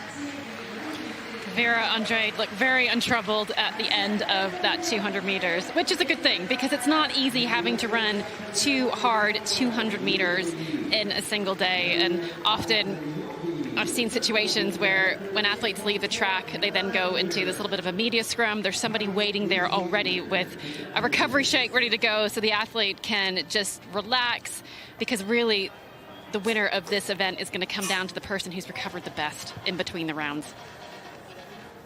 25.59 the time of third place, Da Silva. Overland 27.07 for her. Now this is a magnificent result from Mariam Al-Zayudi, formerly a world-class powerlifter. Her sister Moses still is. She's the West Asian Games champion. Al-Zayudi, who's the Asian Games champion in the shot and the discus, is now a world champion for the first time for the United Arab Emirates. What a magnificent result. This is the second round, a new Asian record of 8 meters 49. Well, now she and his sister Moza also competed internationally at athletics, did really well at the combined Asia Oceania Championships in 2016 in Dubai. And Mariam Al-Zayudi has scored a brilliant success here for the UAE. Paola Mecchia with an America's record in second, 8:38. And Laura Bars, her first global medal in 8 years. That change of scene is working for her. Nipped across the border from the Netherlands to Bayer Leverkusen, new coach in the past year. Bars going out to 8:33, but what a very, very good win. There's our silver medalist there, Paola Mecchia. On a global debut, bronze in the shot in the Pan American Games, the Para-Pan-Ams last year in Santiago. And Laura Bars, 8:33. Well, that is a great step up for her. She'd won bronze in the shot at the 2016 Paralympic Games and silver in the shot in 2015 at the World Championships. Brittany Mason taking the second heat of the women's 200 metres T47. 25:48, she and Petra Lutheran are through. The rest depart. Lutheran a new lifetime best. So in heat number 3, it is Vera Andrade Sokolov. De Silva does go through as one of the fastest qualifiers. And she's joined also by Maria Clara Augusto de Silva from heat number 1, who made it through in 3rd place in that one. And that is the reigning world champion, Ramle, coming out and defending that title. He only needed 1 jump to do it. 7:30 on his second attempt, and joining him on that podium are Roberto Challa Espinoza and John Obando Asprilla.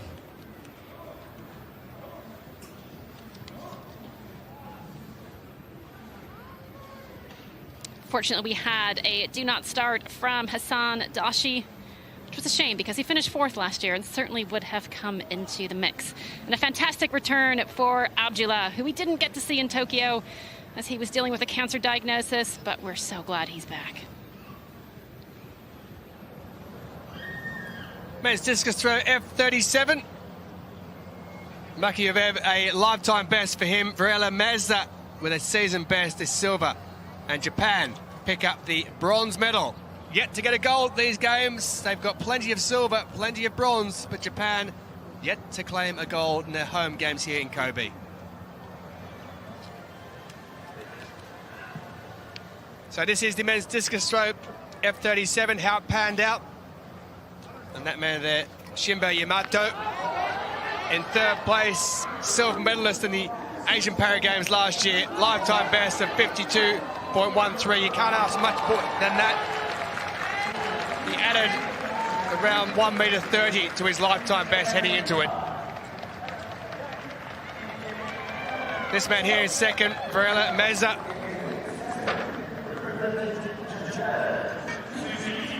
.52.68 was his lifetime best. His season best was 50.81. He has beaten that and taken himself into a silver medal position in the World Para-Athletics Championships, the first major medal for him.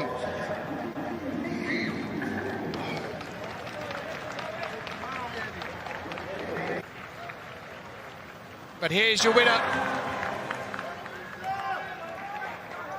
The man who already won gold shot in the shot put here at these games has made it a shot and discus double.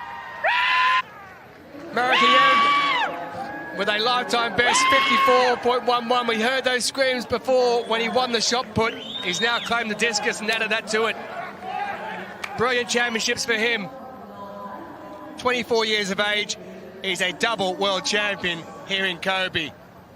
Varela Meza with his silver, and Shimbo of Japan, lifetime best, the bronze medal for him.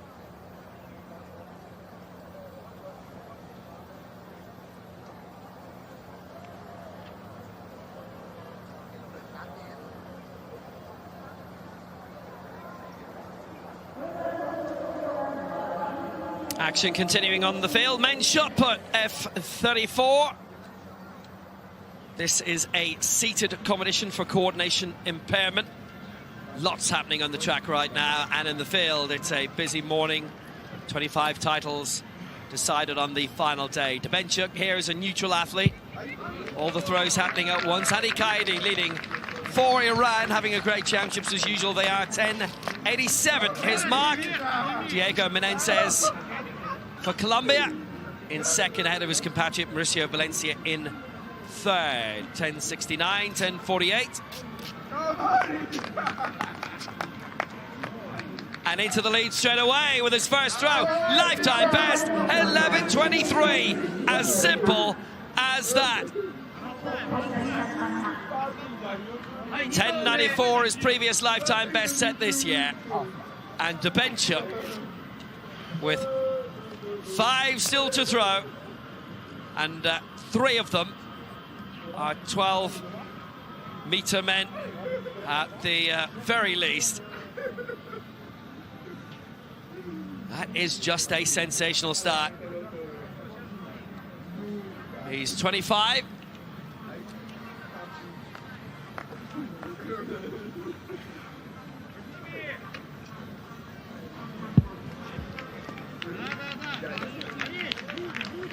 His first World Championships. And on form with what he's done here. Looks like he's going to finish at worst 4th.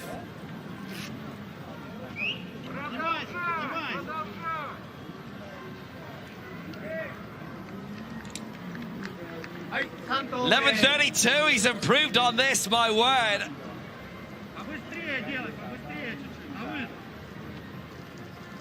Gonna have another long jump shortly as well. It is a full day. It will be a very, very full evening. Back on the track in the next couple of minutes as well.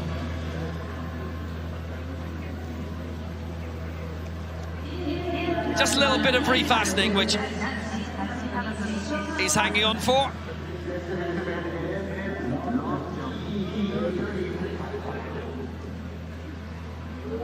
The shot is ready, and now Debenchuk is as well.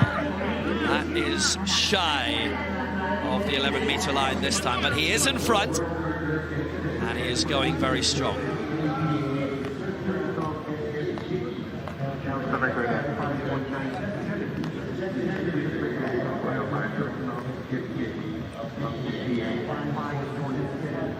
Just brushed off the line a bit on the way bouncing over, but that will be 10 meters 92, and a bit of treatment needed now that he can get officially during that break. A little bit of taping up. So we're moving back towards the near side because we have track action coming up, 100 meters action. 100 meters T63, the single above knee category. Takes a bit of a while to get your rhythm down through the years. Gentleman did a very good video once showing how he was doing through the years. Might see his name shortly. This is Puseleto Mabote of South Africa. We've already seen in the long jump, and here is the defending world champion for the Netherlands, Joel de Jong. Ran 12.09 last year. He's already won silver in the long jump at these Worlds. Partin Mulisin is the reigning Asian Games and Southeast Asian Games champion.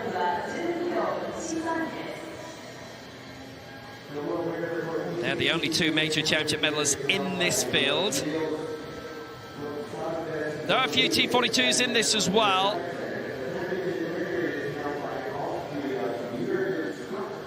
And Partin is one of those. Now he's Partin Mulisin. He's only doing the 100 here. Gold in the 1 and silver in the long jump at the Asian Games a year ago for Indonesia. Southeast Asian Games 100 champ Ilyas Benkador we've already seen in the long jump. And by the way, Partin, with our 100 meters Asian Games title last year, won it ahead of the silver medalist from Sri Lanka, Yoda Pedagay, who is not competing in this. The force was not with him that day. Well, he still won a silver. He's been around a while, Yoda Pedegui, and we are all very big fans of his very successful career. So now let's start off in lane 3 for Belgium from the White Star Sprint Club. 8th in the 100 metres final last year in Paris, Ilias Benkador. In lane 4 for South Africa, 5th in the 100 metres final last year, and 8th in this year's long jump, Bosaletso Mobote. In lane 5 for Japan, his global debut, 6th of the 100 metres final in the Asian Games last year in Hangzhou, Katsusaki Inagaki. In lane 6 for Indonesia, the reigning Southeast Asian Games and Asian Para Games champion over 100, Partin Mulisin. And in lane 7 for the Netherlands, the defending world champion, silver in the long jump here, it's Joel de Jong. It was the last gold medal decided last year, and in a championship record of 12.09, beating the mark which has lasted 8 years from Scott Reardon.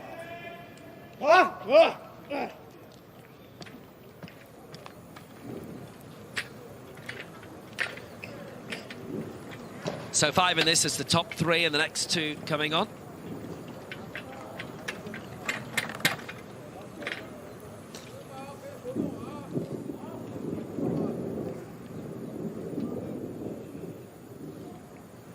So Benkador in 3, Mobote 4, Inagaki 5, Musalin 6, de Jong in 7.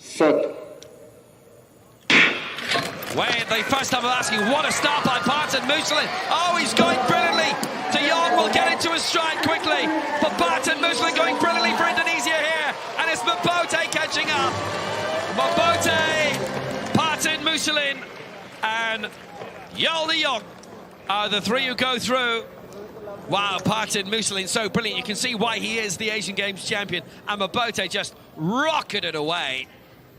That was a fantastic win for the 19-year-old. And Joel de Jong, well, a little bit to think about for the defending champion there. 12.09 last year. Look at that start by Partin. That was a fantastic start by Partin. And for some of the men that do run with blades, it does take a little while to get those knee joints going. That's the difference between a T63 and T64. It's an above knee versus a below knee. But I'm not sure I want to read too much into that from Joel de Jong. We know he's in great shape. We saw him in the long jump, and really we're only losing one athlete. And so the best part about this heat is that he can use it as a rehearsal. Pick one thing to work on, fire your body, get ready for Clash of the Titans in the final. And Mobote, Partin and de Jong are through, and just like Paris last year, it will be the last final on the track at these championships.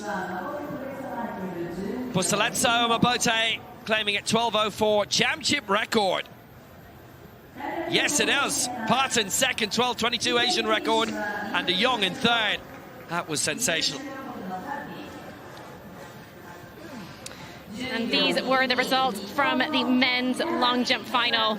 Bromley came in as the world record holder, as the defending world champion, and he delivered. But placing down his own mark in the bronze medal position was John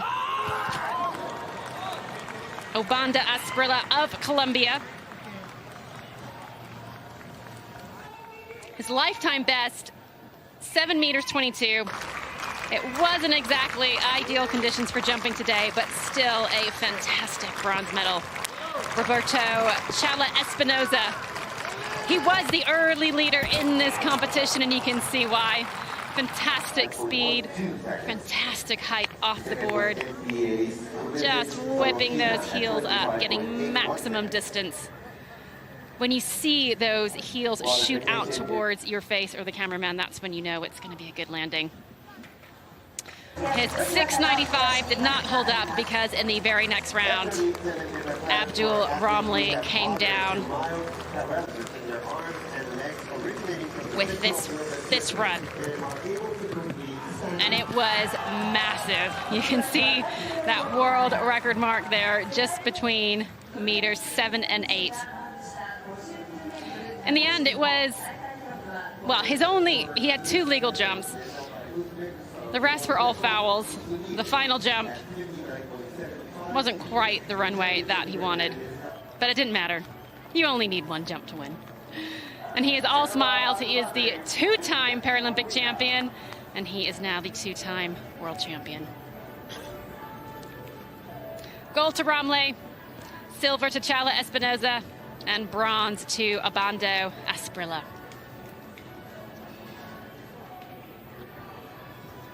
By the way, there's another cracking men's long jump coming up in the T36 category shortly. That's coordination impairment. That will be another belter. We're going to stay with the track though, because we have the second heat in the men's 100 metres T63. That man there who claimed silver you just saw a moment ago. This man here has already won gold. Talking of the long jump, 100 meter T63 in the opening couple of days. round 1, heat 2. Leon Schaefer. Bit sweaty out there. It's completely different out in the sun to what it is when you're in the shade today, I can tell you. Leon Schaefer, lifetime best, 12.18. Bronze medalist last year. Gold here in the long jump already. He also won bronze in Tokyo 2020.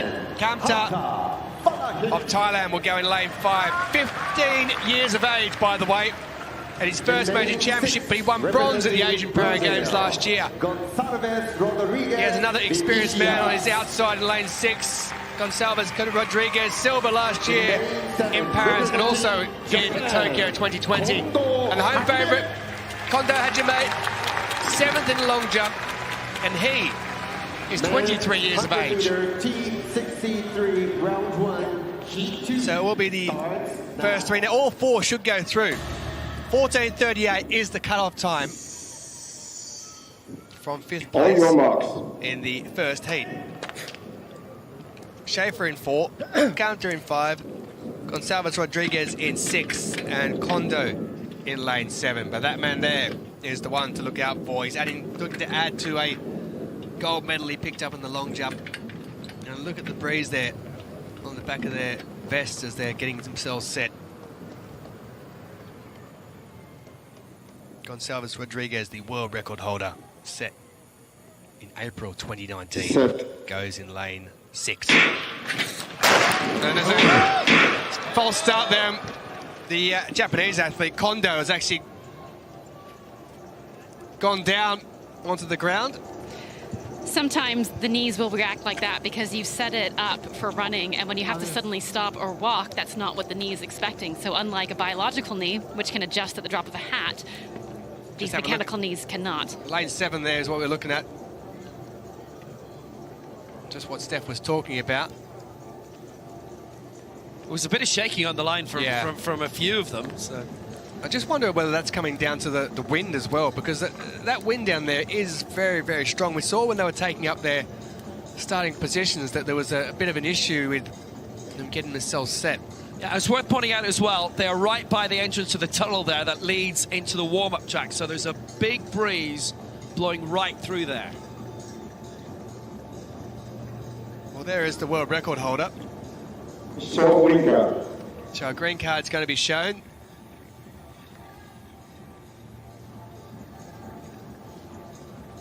The committee meeting has come to that decision that the green card will be shown and nothing will be done. There is the world record holder. On your marks. Set in Sao Paulo 5 years ago.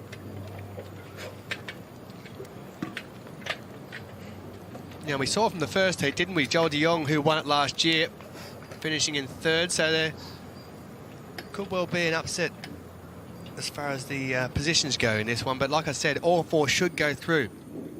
14:38 is the cut-off time. Set.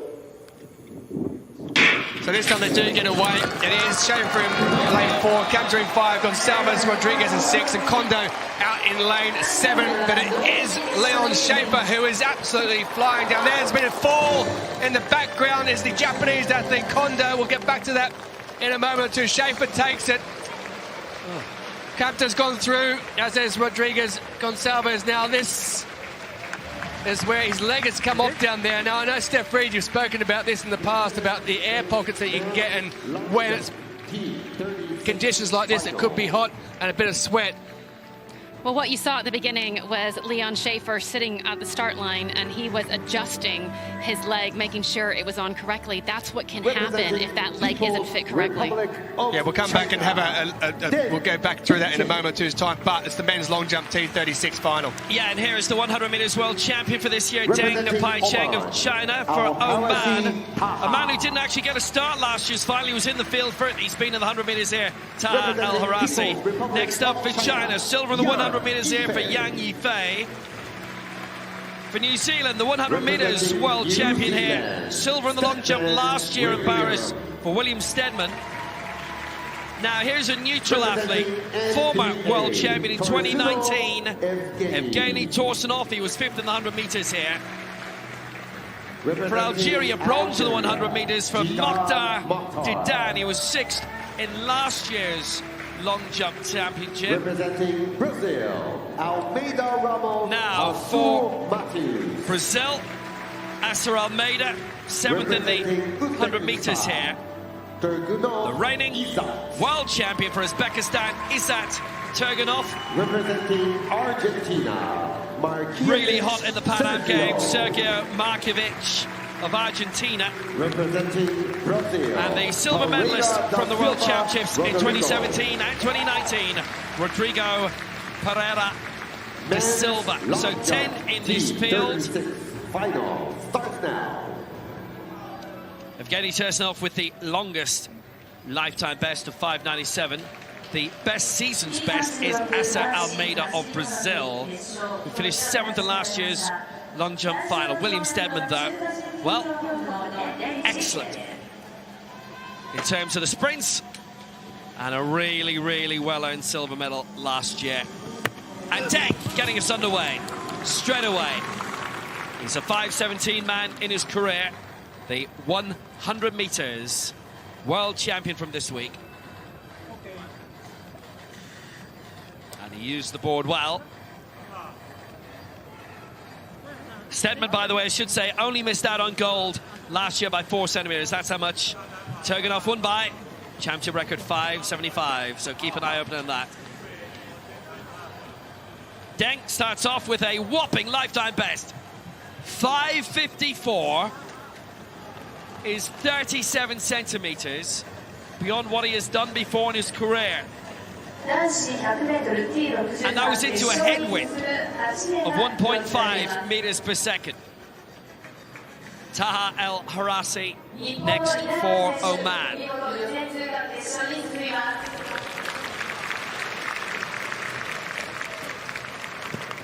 Now here in his career as a 5:20 man. And it's not going to be 5:20, just plonked himself right down into the sand, used the board reasonably well. You can just see on his jump, it's that left heel that, unfortunately, if he could just pull that around a bit more, he's not quite getting credit for the power he actually has. Yeah, 4:65. World record in this is 5:97 from Tursunov last year in Czechboksary. That's how the wind is swinging around today, and it is in their faces right now.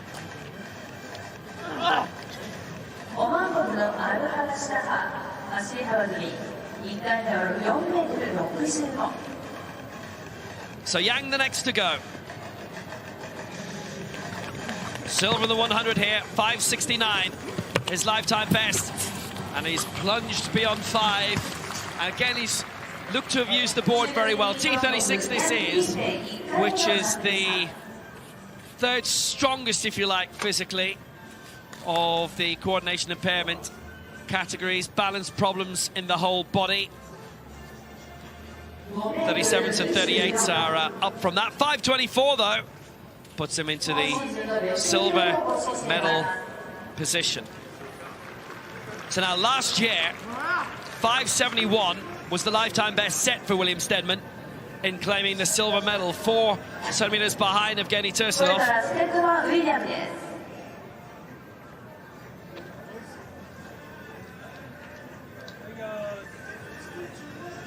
Just waiting for the right moment for the wind to die down, maybe. The windsock is kind of blowing across right now. So a little bit erratic. One is blowing into his face as well. So Steadman to kick off for New Zealand. He's gone heavy on the board. It's a red flag. That went out beyond 5.5. Oh, he was well in.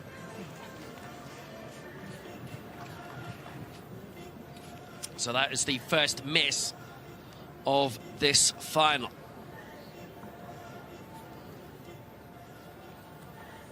The reigning world champion is Turgenov.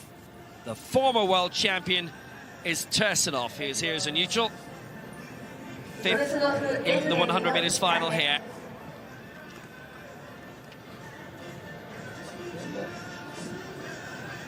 He has still been competing domestically.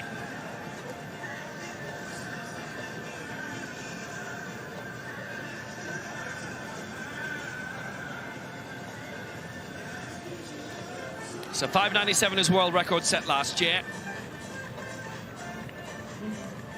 Tursunov, the Paralympic champion, ahead of Steadman in second in Tokyo 3 years ago. Here he comes to kick off and go long. He's going to be a problem again today. You can see the maturity in his jumping. One, from him waiting for the wind to settle down, but those strong, powerful, plyometric strides right at the top of the runway, absolutely perfect on the board first time. And just look at the technique in the air. So much about that jump to like. He's competitive, 5.58, and Tursunov goes into the lead ahead of Deng Pai-Cheng. Didan of Algeria, bronze on the 100 meters here. Sixth in the long jump final in Paris last year. That's a red flag. A lot of keenness from him there. How much does the wind affect you in a situation like this? Oh, the wind is huge. If I was running 100 meters, sometimes having a headwind could make as big as a half a second difference. And especially when it's swirling and you've set your runway up earlier, if the wind is chopping and changing, then it just makes being accurate really difficult. But also it's playing on your mind and you're thinking, well, do I need to adjust in my body? But you can't. You can't predict the wind. The best thing you can do in this situation is just go full tilt every time, keep your rhythm, don't change anything, and leave it to your coach to help put your mark forward or back. Fourth in the Paralympic Games in Tokyo for Asa Almeida of Brazil. Seventh in the 100 meters here, seventh in the long jump at the Stade Charlotte last year in this T36.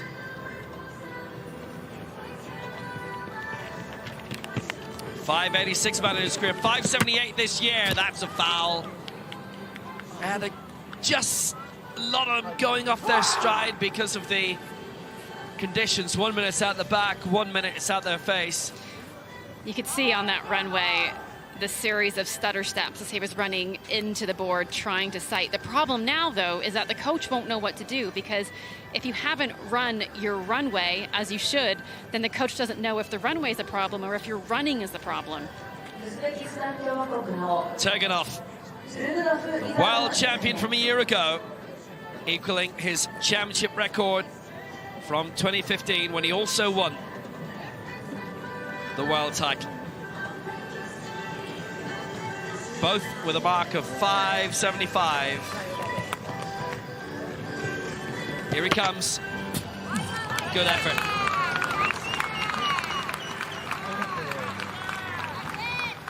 Really, really good leap by Turgenov.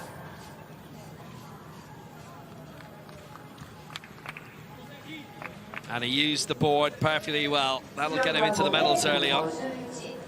You can see the strapping there on his knee. It always worries me when you see a long jumper with strapping on their takeoff leg. But sometimes it's just, it's a preventative measure. It doesn't mean that there's an injury, but huge, huge forces go through that leg, 9 to 11 times your body weight. Now just fallen into the Tursunov trap. They both have the championship record of 5.75. Tursunov won the 2015 title. Turgenov equal that mark last year. Markovic of Argentina, the best in South America, and launching his way out beyond 5. So it's looking reasonably even. There's quite a few who are launching around 5.5 so far. And the Argentine, the latest of those.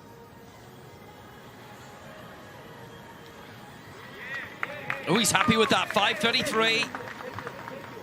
Close to his lifetime best, and he's only 21 as well.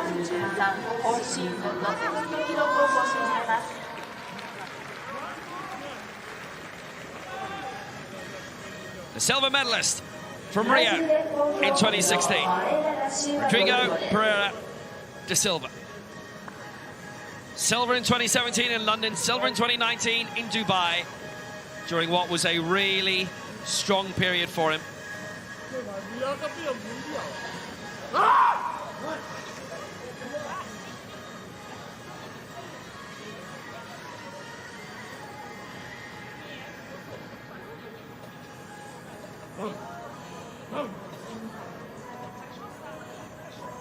.590 man in his career. He has held the world record previously. 575 this season. That's the magic number. That is a magic leap. Now that was close. That was very close. First in terms of the board, and then in terms of how far he's gone. 5:58 the lead. It's close. Oh, it's red. It's red. And it's that tight. Oh, so close. That was a monster leap, though.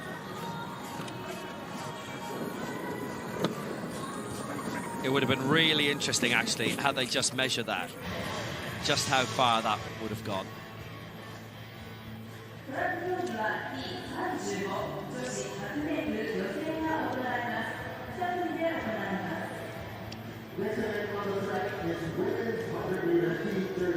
Leon Schaefer taking that win in the 100 T63, the second heat. Egan Galvez and the 15-year-old Palatip Kamta all going through. Mabote, the fastest, championship record 12:04, beating the record of Gil de Jong from last year, parting a new Asian record. De Jong had run 12:09. So now the women's 100 meters T35. This has been a really hot category for many years, thanks to the two names there. Isis Holt, first onto the scene, was fantastic. She is retired from athletics now. It was Lyle and Corsa before that, and then Xiao Jia emerged.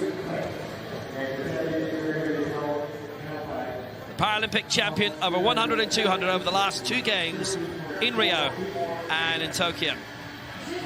Silver in 2017 in London behind Isis Holt, and then took those titles back last year in Paris. She's already taken the 200 here. You go to Kibble, who has been European champion in recent years. Isabella Forder was the world champion of the 100 meters in 1998. She took a break from the sport for a while. So it's Vestling, Zhao, Kibble, Suwaid, and Forder in this.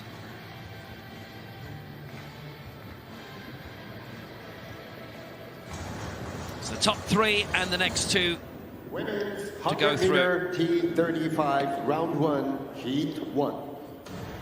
So we'll start off in lane 3 In from lane 3, Falu representing IK Athletic Club in Dalarna, the same club as Susanna and Jenny Color. This is Ellen Vestling. She won 3 Swedish titles as a 14-year-old. In lane 4, the defending 100 and 200 champion of the world, Xiao Jia. Paralympic champion, those 2 as well. In lane 5 for Poland, the 2018 European champion over 200, you go to Kibble. In lane 6 for Iraq, bronze on the 1 and the 2 in last year's Asian Games in Hangzhou, Fatima Suwaid of Iraq. And in lane 7, the 1998 world champion and 4th in last year's 100 meters final, former European champion as well, Isabel Forder of Germany. She is also in her time won 5 Paralympic Games medals, including 2 silvers. Atlanta 1996. 2 more, Sydney 2000.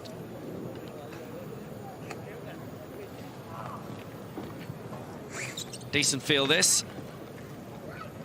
put it like this, when Furter was winning her first medals, Ellen Westling was still 11 years away from being born. Furter has had a few spells out of the sport, but she's back now and she's still as good as ever. So it's Westling in 3, Xiaojia in 4, Kibble in 5, Suwaid in 6, Furter in 7. Ooh, couple of bangs there. They'll be called back in this T35. Now it's the strongest impaired of the coordination impairment standing categories. T35, moderate impairment in both legs. They are, of the standing categories, they are the most impaired. Now, whether that was an out-and-out false start by Kibble. Okay, ladies, can we have you in front of the boxes in your lane, please? Can we disqualify the athlete in lane 5? Oh dear. Yagoda Kibble is going to be disqualified. The 2018 European champion. She won silver last time out. Can we show the athlete in lane 5 in a red black card, please? 100 metres bronze in 2016. She's actually a world championship medalist as well, silver in 2019. The coordination impairment athletes tend to get a lot more of the rub of the green, but that was probably a more out-and-out false start. That is a big shame.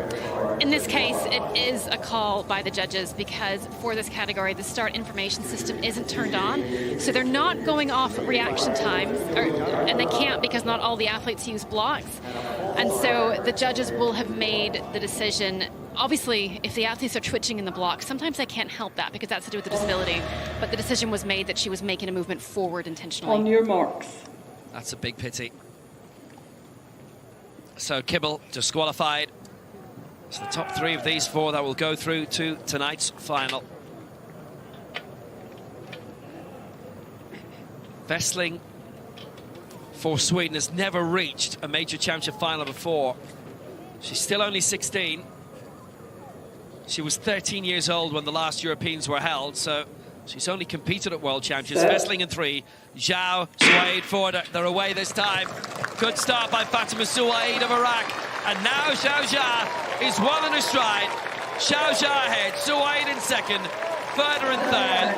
And they are on their way to the final. 14.94 the winning time. That is almost 2 seconds outside Xiaojia's world record set in Tokyo at the Paralympic Games and taking that gold 3 years ago. Suwaid through, and Furter as well, who's 44 now. A pity about Kibble. I think she would have been up there, but Xiaojia made it count. Well, with that disqualification, a bit of the drama has now been lost from these heats as there are only 9 registered. But one thing I do want to say is I've enjoyed watching Suwaid of Iraq develop so much. She's just 17. We first saw her last year in Paris. And the thing is, we don't really have a junior circuit for para-athletics, and so these young athletes are having to come in and figure out how to navigate this crazy world of para-athletics along with the senior athletes, and she has just conducted herself so well. Didan missed out in the first round, looking to score in the second, and he has. White flag for Mokhtar Didan. He's already won bronze in the 100 meters here, and he used the board to absolute perfection.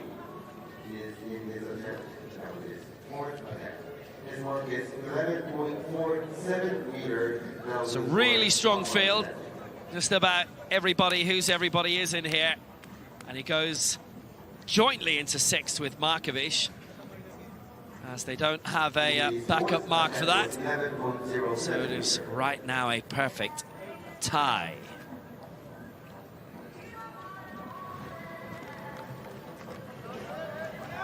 Sosnoff leading, 5.73. That coming in this second round while we were elsewhere. Deng with a lifetime best of 5.54.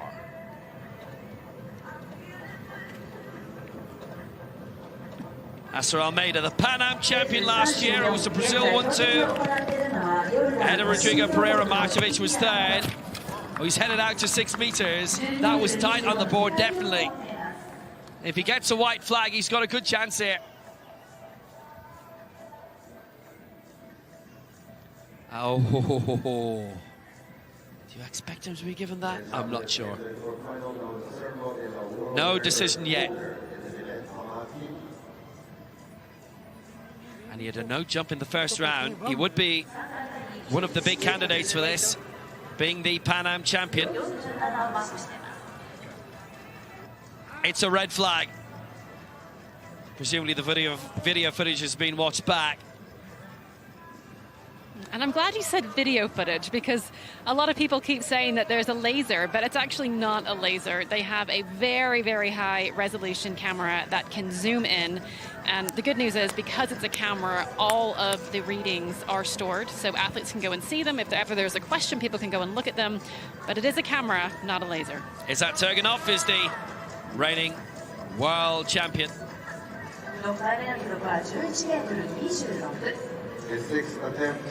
So that 5.75 last year to equal the championship record of Evgeny Tursunov. I think Asser Almeida is wanting to see what develops. Previous camera shot.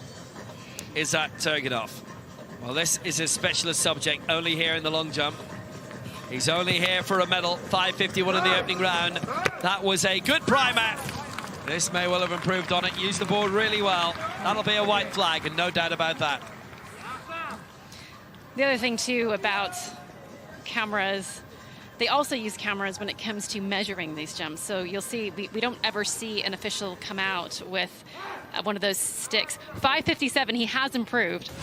He's up into the silver medal position, yeah. So all the long jumps are measured with the camera, and they're also stored. So they have a record to go back to. Women's 100 metres T35, the second heat. And when you go to Kibble's disqualification in the opener, it means that all four in this will go through. Gao Jinjian, 20 years of age, who was silver in the 200 metres hill, already goes in lane 4. Abel Kazimeshki of Kazakhstan, 24 years of age, in lane 5. Ingrid Grinetska of Poland, 19 years of age, 6th in the 200 metres here, in lane 7. Preeti Powell, 23 years of age, bronze in the 200 metres. It is a race of youth, this one. 35, round 1, heat 2 starts now. So, by the way, the system will work. It is the top 3 automatically through the next 2 fastest, but in the first heat there were 5. It went down to 4 because of Kibble's disqualification, meaning that all 4 in this will qualify through to the final. It's all about now finishing higher up to get yourself a better lane position.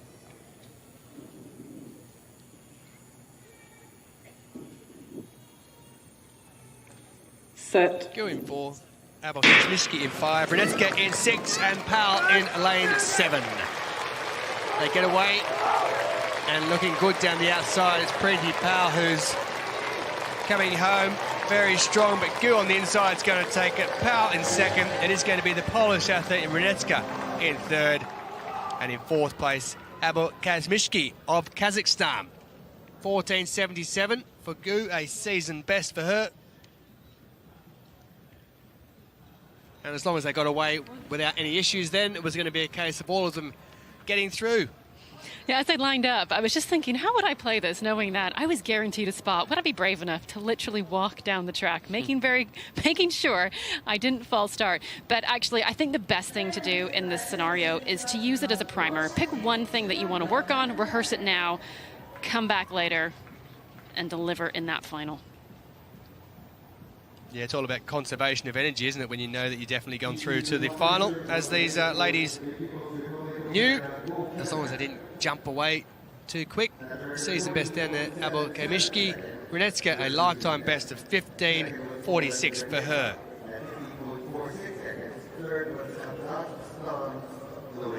So in terms of this long jump, it's Tursunov who leads after 2 rounds, 5 minutes 73 as a neutral athlete, with Turganov, the defending champion, in 2nd for Uzbekistan. Deng Pacheng in 3rd, William Stedman in 4th. At the moment, Asser Almeida, Rodrigo Pereira, who have both been Pan Am champions in their day, Don't have a mark. They're under serious threat. Almeida, 4th in the Paralympic Games. Pereira, Paralympic silver medalist in Rio. And he's won silver in 2 of the last 3 World Championships.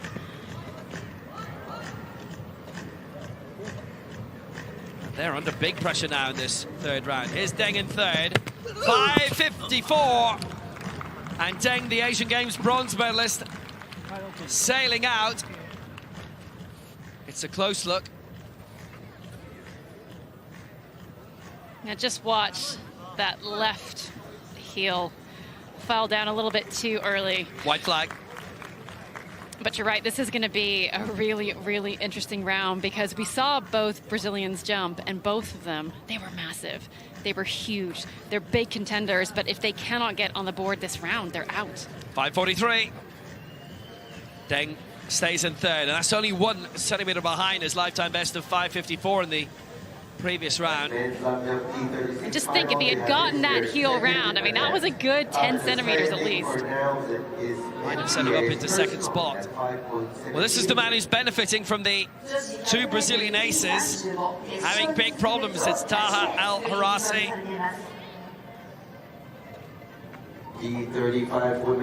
5:20 is his lifetime best from this year. So he is capable of much better on his day.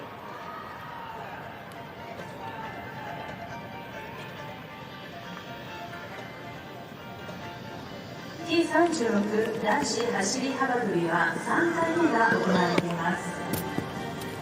plunked himself down to about 4.5.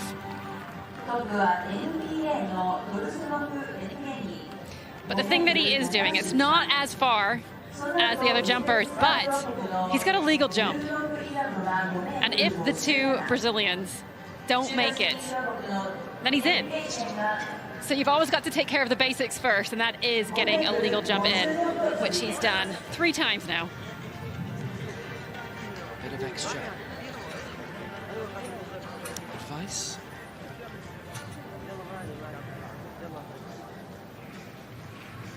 You can certainly see visually it is not the kind of form that he's wanting to be showing today. He's just got that look of disappointment. Now William Stedman's in 4th spot right now. Silver at the Paralympic Games, silver at the last World Championships. And you can see the wind that's causing big problems against him. Actually, Yang Yifei is going ahead of him. 5:37. Currently in 5th spot. Silver in the 100, the reigning Asian Games champion. Finished ahead of Turganov.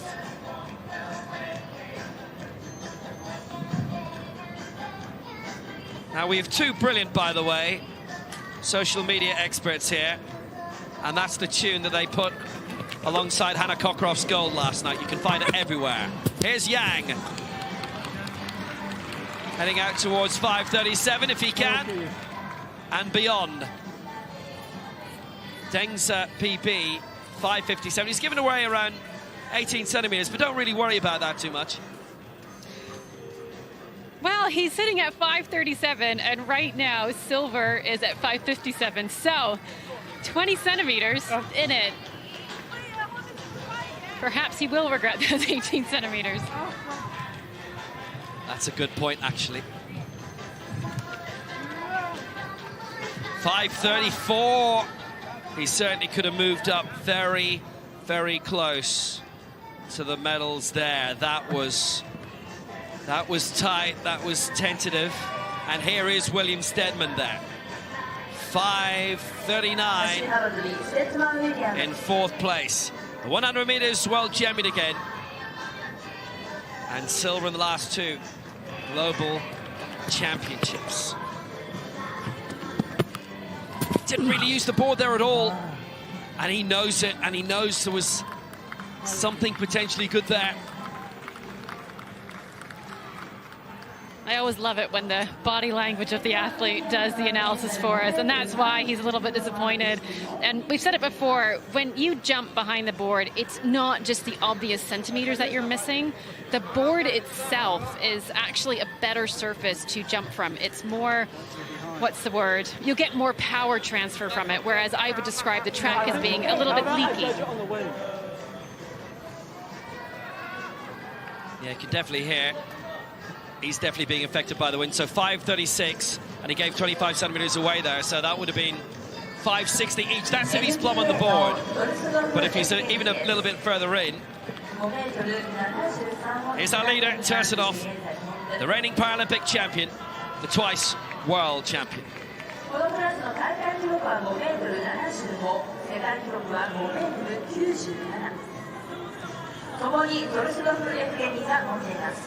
And a lot of waiting. Oh, he's down to 30 seconds already.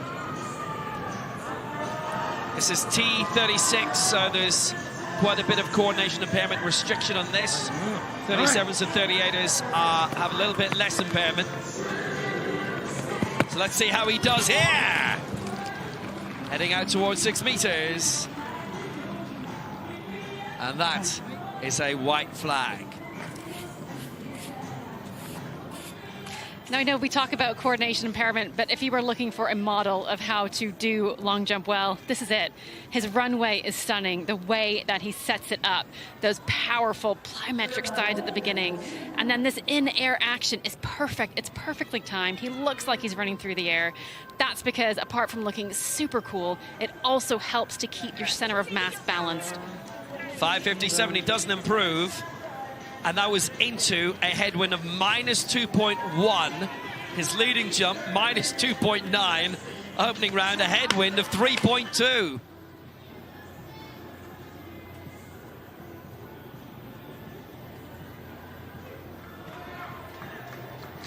Xiao Xia taking the first heat of the women's 100 meters T35. Sawai through. That unfortunate disqualification of Kibble. Everybody's through as a result. Absolutely. Abakamishki, despite finishing in 4th place there, goes through as a fastest qualifier in the best of the rest. And this is how we look for the final later this evening. Gu there at the top of the season best, 14.77. Vestling, 17.67. About 3 seconds between all 8 of them.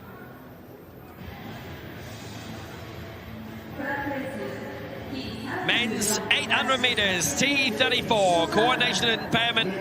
Wheelchair racing. And one of the all-time greats is in this.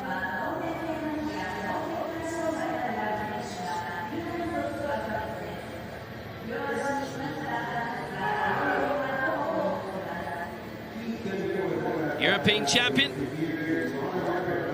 And here, at number 7, the reigning world and Paralympic champion, the 21-time global king of the track, Wally Katila of Tunisia.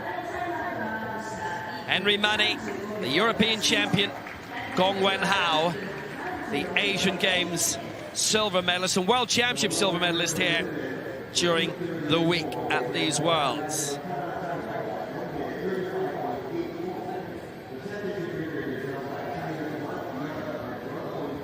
Wang Yang of the People's Republic of China. Just a note from the lane draw you might have seen, by the way, in that caption, they are all one further on. We start with lane 2, and we end on lane 9. And in the introductions, we'll start with lane 9. 2 bronzes already, the 100 and the 400. For Finland's Henry Mani, the reigning European champion, the Paralympic bronze medalist in 2016. In lane 8 for China, the Asian Games silver medalist, 100 and 800. Gong Wen Hao, silver in the 1 here. In lane 7, the reigning world and Paralympic champion, a 5-time Paralympic champ, 16 world titles for Wally Katila. In lane 6 for China, heats on the 100 here for Wang Yang. In lane 5 for Mauritius, and what a championships they're having here. 4th in the 100 meters, last year in Paris, Roberto Michel. In lane 4 for the United Arab Emirates, 5th in the 100 meters here, Ahmed Nawat. In lane 3, bronze in the 100 and 800 in the Asian Games in 2018 in Jakarta. For Japan, Atsura Kabata. And in lane 2, the United Arab Emirates, 20 years old, 4th in the 100 meters final here, Mohamed Othman. So Wang Yang breaking the championship record in the semi-finals. 136.28. Chaiwat Ratana with the world record last year. So Ottman in 2, Kabata 3, Nawad, Michelle, Wang, Katila, Gong, Mani. Finally the men's 800 metres. T34. Away the first time of asking. And Wally Katila away very well in this coordination impairment wheelchair race. But Roberta Michel has started brilliantly here for Mauritius, who've taken their first ever gold here through Naomi Alphonse. They claimed their first ever medals last year. First of all through Naomi Alphonse. And Michel is out in front here. Ottman fighting with him, the 20-year-old. And now a little bit of movement inside from Wally Katila, the past master, tucking in behind Wang Yang, who went out in the heats here, and he is only 21 years old, Wang Yang. He's a real name for the future, but maybe he'll be a name for the present, trying to pick up a world championship medal here. And Gong trying to pick up one as well. He's in 3rd, Michelle in 4th, the top 3 are away from the rest. There's the bell. It's Wang out in front for China, Wally Katila in 2nd place, and Gong Wenhao just behind in 3rd, having picked up 2 world championship medals already in his career, the 2nd this week in the 100 metres. The peloton being led in 4th place by Roberta Michel of Mauritius. This is the big fight for gold. Gong is falling back in 3rd. He is not yet certain of a medal, Gong, but these two are fighting for the main Gong. Wang in front for China. Katila in 2nd place. Katila, the 16-time world champion, the 19-time medalist, just biding his time. Mani is up in 4th, by the way. Katila coming on the outside. Wang Yang is defending his line well, and Wang Yang is the world champion. Katila takes the silver, and there's enough for Gong to finish in 3rd. Head of Finland's Henry Mani in 4th. Kabata 5th for Japan, and Michel, having led for a lot, looks to me to have taken 6th place. And despite all that, it is an African record for Wally Katila in 136.64. He held the world record for a long time. That is his 20th world championship medal. 16 gold and 3 silver. And Nawad had problems, and he crosses the line now. Michel 6, Ottman 7, and Ahmed Nawad in 8th place. And Wang Yang takes the title for China.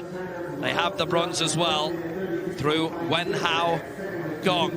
He held on well against a man who has been so brilliant down through the years. What Wang did here so well was positioning. He got himself into the front of that race, and then he made it so awkward for Katila to get past him. Moving out into lane 2, he was shifting throughout the race, but he said, if you're going to try and come past me, you're going to go the long way. Now, Katila was gaining on him at the end, but it didn't matter. Wang was possibly a little bit more tired, but he already had that 2-meter head start simply because he was in the front. That was such a clever race. Very good win for Wang Yang, and he is on the board.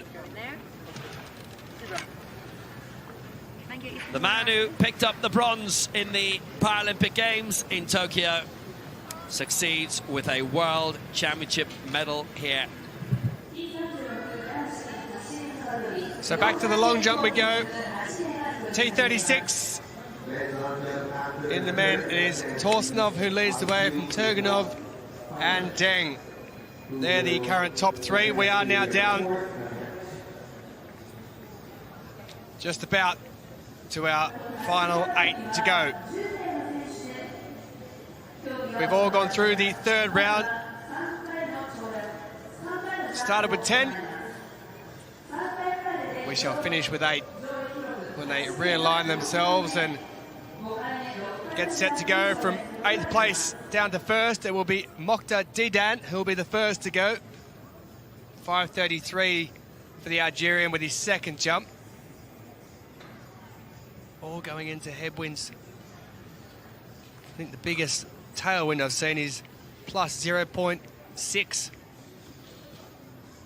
minus 3.2, minus 3.5 for, is that Turganov's first attempt, who's in second position. Just look at those windsocks there. We've seen them all morning.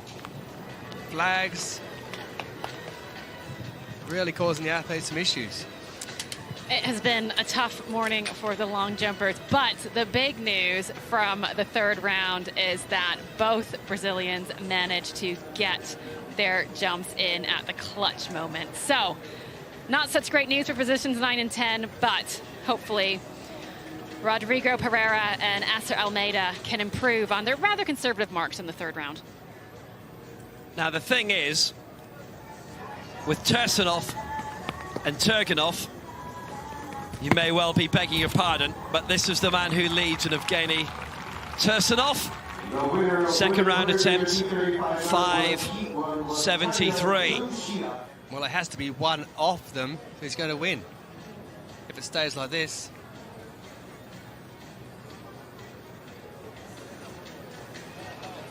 China, Yep, he's been over. 5.57 all the way through. So that means each of those efforts so far would be good enough for the gold. Tursunov leads. Turgenov in second.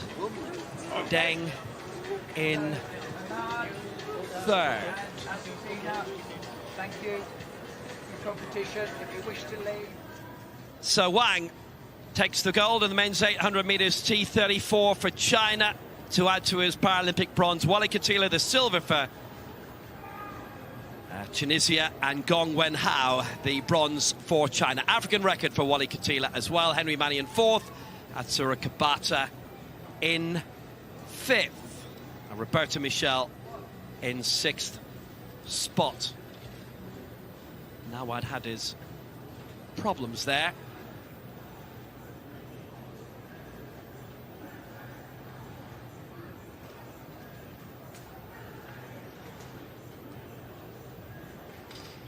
So halfway here. They've really been churning out the hits of the 80s here today as well. You probably identified that Canadian track that was playing a few moments ago.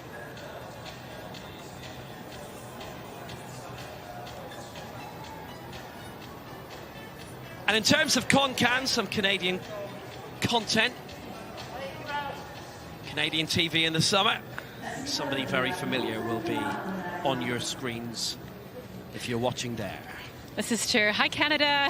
I will be doing the CBC coverage. However, I missed the Canadian song reference.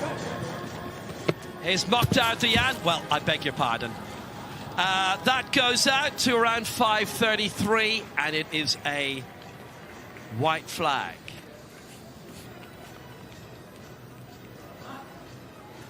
He didn't even use the board at all.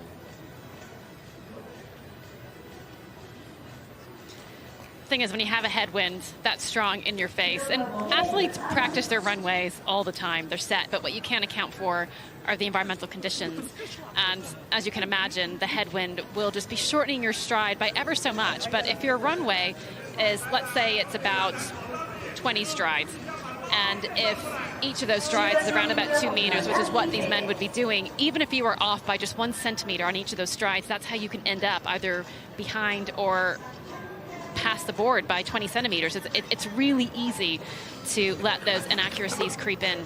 Here's Yang in seventh. 5:37 is best so far. It's been a bit unfortunate for Didan because he's had a few leaps where he's given a bit away, and Stedman as well. That's, again, 25 centimeters off the board.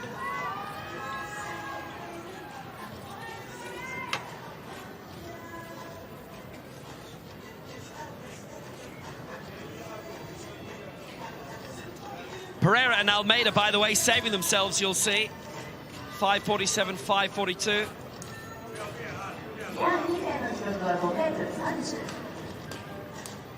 Markovic, the Pan Am bronze medalist, and Al Harassi not make it to the second half of the competition. Here's William Stedman then for New Zealand, and a bit of a surprise here. He's down in sixth. The wind you heard from earlier in the previous round is really affecting him.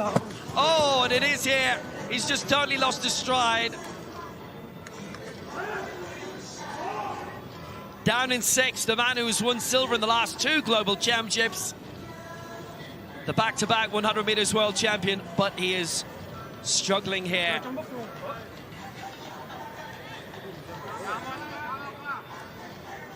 Couldn't quite hear what he was saying, but he ain't happy. It's tough too. He's struggling in this competition. He's trying to work his way through it, and as you can imagine from the shot, there's a cameraman right beside him, and it can be really tough to focus. We can't quite hear what he's saying with his coach there, but he still has 2 attempts. Sorry, he still has 2 attempts left. So every long jumper will experience this. You have to regroup, and you have to keep working your way through it. Asser Almeida, the Pan Am champ. He finally survived with a 5:42 in the 3rd round, and now he can start his assault on the medals alongside his compatriot. Yeah, what Asser Almeida did was he bought himself a little bit of space. So he's now got himself on the board, and by space I just mean he now has room to work his way through. We know that he's going to be dangerous in these coming rounds, especially now that he's on the board. 5:52, he moves up in the 4th position. He's only now suddenly 2 centimeters off the medals. Rodrigo Pereira, man who shows a bit of flair. Pan Am champion 2019, dethroned by his teammate last year in Santiago. Paralympic silver in Rio 2016. Further silvers in London and Dubai at the Worlds.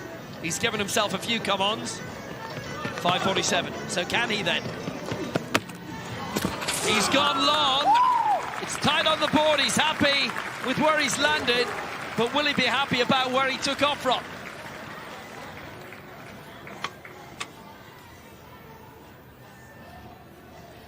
We're just waiting for the official to make a decision. He's got both flags in his hand right now, so it's really hard to call. And he's gotten the white flag. Now this is big. Oh, we saw him jump huge in the early rounds, just around that 6-meter mark. But they were both called foul. This is going to be exciting. He leads, and would you believe it?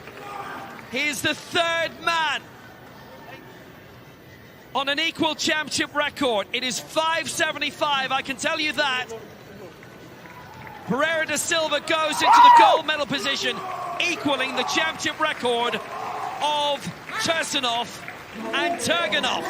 And this is a mark that 3 times in the last 5 championships has been enough to win the gold. And it has to be said, he did that into a negative 2.9 meter per second wind. And Deng has gone long. It's a white flag for Deng. Suddenly knocked out of the medals by that 5:54, his lifetime best in the opening round. Having previously been a 5:17 man, that was perfection. Oh, that was so close. And this is what sometimes happens in this event. You suddenly get this movement going. Unfortunately, that left foot again for Deng, he's just dragging it behind him. He just needs to pick that up. Yep. And he can work himself into those medals. 5:26.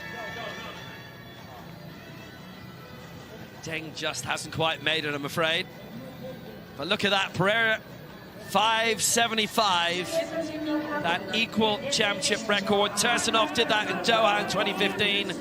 Turganov last year in Paris. And they both took the gold. So into a headwind of -2.9. So, I mean, flat conditions. Turganov about to go here, by the way, 5:57. Just a quick thing. What might that have been on a still day? Turganov will watch first, though. 4th round attempt. He's currently in bronze. 5:57 for Uzbekistan. The defending champion. He's plunked himself down, but it's a red flag. If you'll be thinking about it now, I do think with that wind and considering the speed that you're missing possibly on the runway, yeah, I do think that would be touching around the 6-meter mark, which we've not seen in this category yet. 5:97 is the world record held by this man, Evgeny Tursunov. Set in Czechia Buksary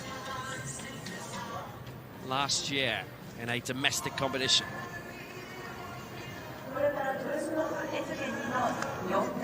He's the last to go in this fourth round.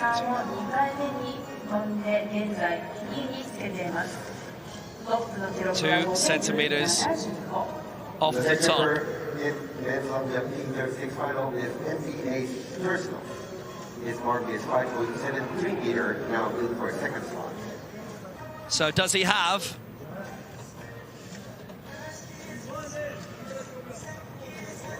looking for 3 centimeters to go in front?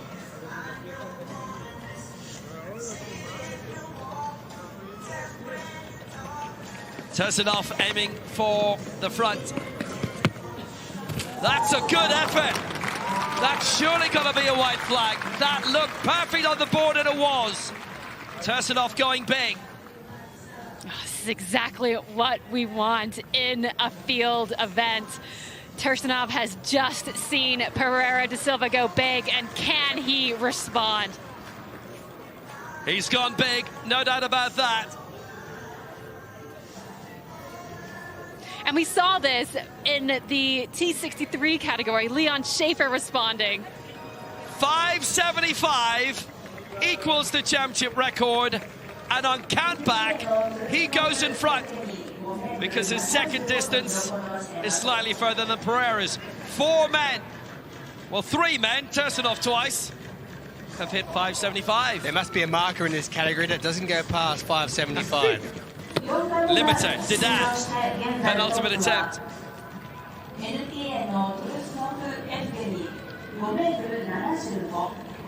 I think in so many ways, this is what every athlete wants. I mean, you kind of also want to win by such a big buffer, you never doubt it, but to be put in that position where you have to deliver in that moment, training is different because it's a bit more casual, but to deliver on that day, in that moment, and to test yourself and ask yourself, can I do it? This is what makes the World Champs so great. Didan, 5.23. Tursunov and Pereira right now really are rocking it.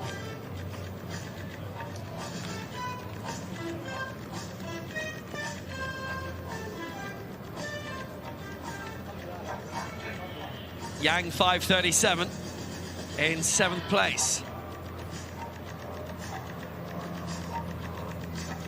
So here he comes for China. He's plunged himself out to about 5.5.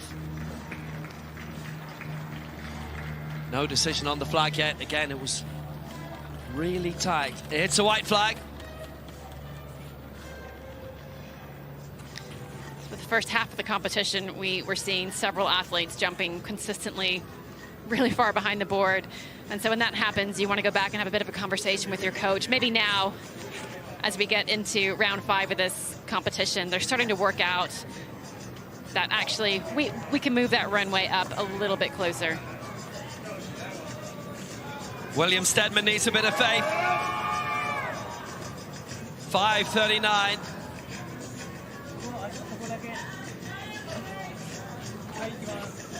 He is way off the medals right now. Just has to believe a bit.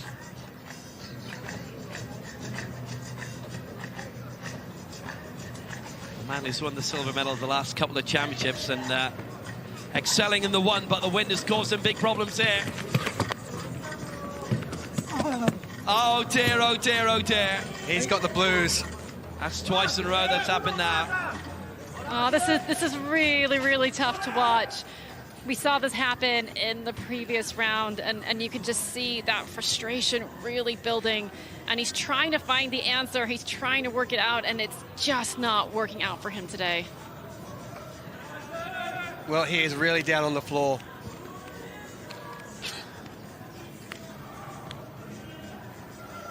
You can see his coach there just trying to find the cue, trying to find the words to encourage him. He's got one more chance to turn this around for himself. Here's Asser Almeida, the Pan Am champion, 4th in the last Paralympic Games. 5.52, he's in 5th place, 5 centimeters off the medals. Oh, he's gone good here. And that's a white flag. He's got a good chance. That was an interesting run-up for me, actually. I'm quite excited to get a second look at it. It almost looked about 10 meters out. There was a little bit of a slowdown as he adjusted. And then he picks it up again. And I have to say, it kind of worked out for him. It was a good jump. It was a legal jump. Bronze at the moment sits at 5:57. It's well within him. He has a chance here. He is pensive. It's a long wait for Almeida. 5:63, and Asser Almeida goes into the bronze medal position. I know it couldn't happen, but I was sitting there thinking, I wonder what chances of 5:75. That would be interesting. I've never seen that before. We've seen ties at the top, very rarely, but a three-way tie, the possibility has to be there. So now Pereira 5:75. If he gets 5:74 here, he would lead on count back. He's not thinking about that. He's got a great way of geeing himself up. The former Pan Am champion, who was silver last time out in Santiago, and gold before that in Lima.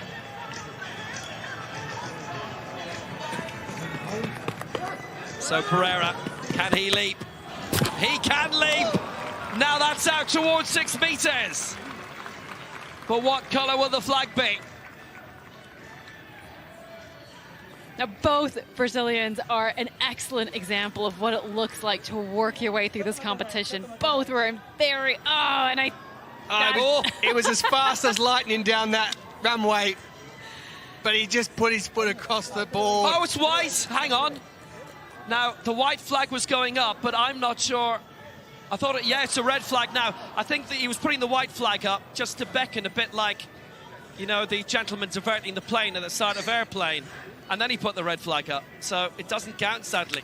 Now, that's disappointing, but he is jumping huge, and both Brazilians are an amazing example of how you work your way through a competition that doesn't quite start out your way. They went from both going into the third round at the risk of heading out to now occupying silver and bronze on that podium.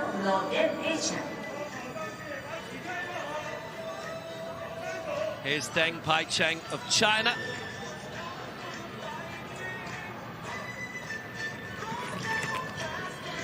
.554 in the opening round. There's the leap. Red flag for Deng of China.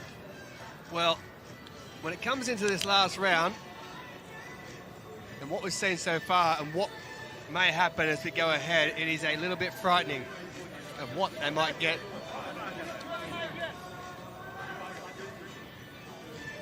Is that Turganov? And just in case you are missing the references, I encourage you to go back and rewatch, because we have had a fantastic DJ on the floor in the stadium. His music selection has been excellent. Must be the guy from Paris last year. Turganov then.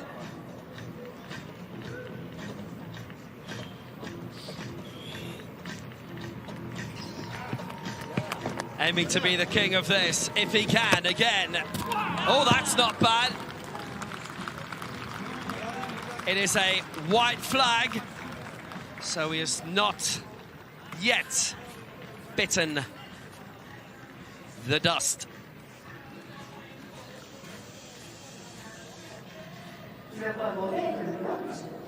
Turganov currently sits in 4th place, and we are heading into the business round of this competition. And you can see just how tight it is at the top.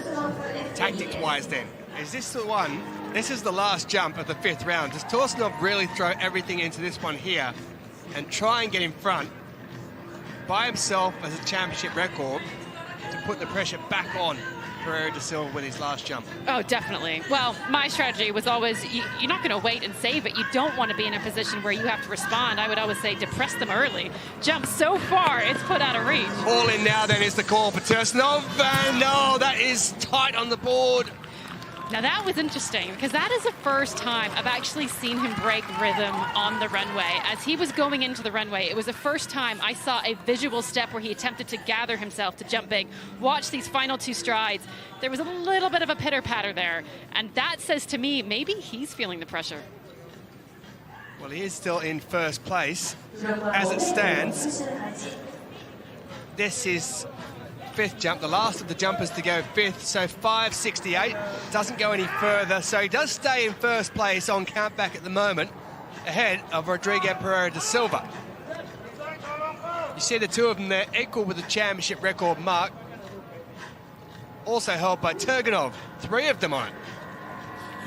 Yeah, Tursunov's done it twice. Here comes Didan in 8th, 5.33 is best. Looks to be around the same. 100 meters bronze medalist, 6th on the long jump last time out, and it's looking like 8th here.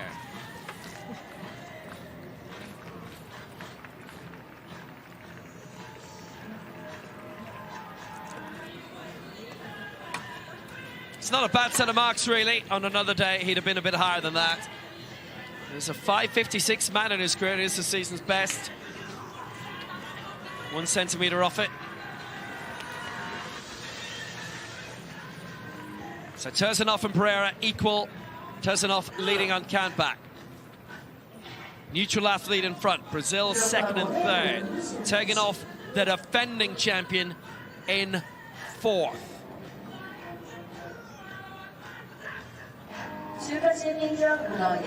Pan Am champion in 3rd. His predecessor in 2nd. The reigning Paralympic champion leads.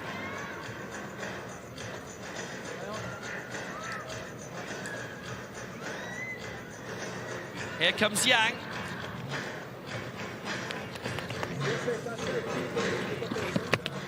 Just trying to get his rhythm up.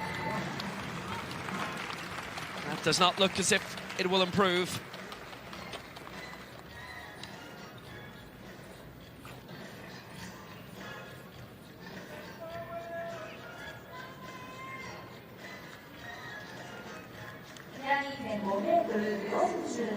It's floating in the air a bit. Well, I'll tell you what, it's actually his best. 5.42. Goes into 6th, and Stedman is down to 7th, and I'm afraid to say it is a real off day for the New Zealander. It's been a bit nasty for him.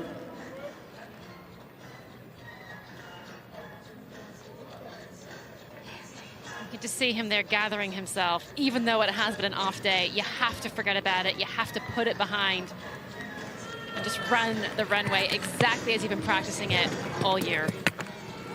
Well, he's produced a great one there. Is it a white flag, though? That could be a medal prospect so long as the flag is white. It is tight. There's no doubt about that.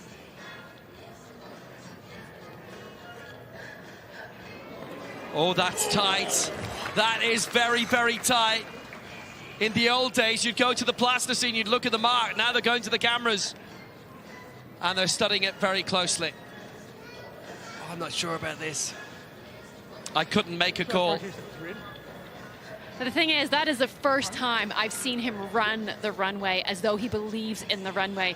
And the unfortunate thing is that if he had just done that in round 3, he could have built on that throughout the whole competition. Tell you what, if it's a white flag, it makes this competition really, really even more interesting than it already is.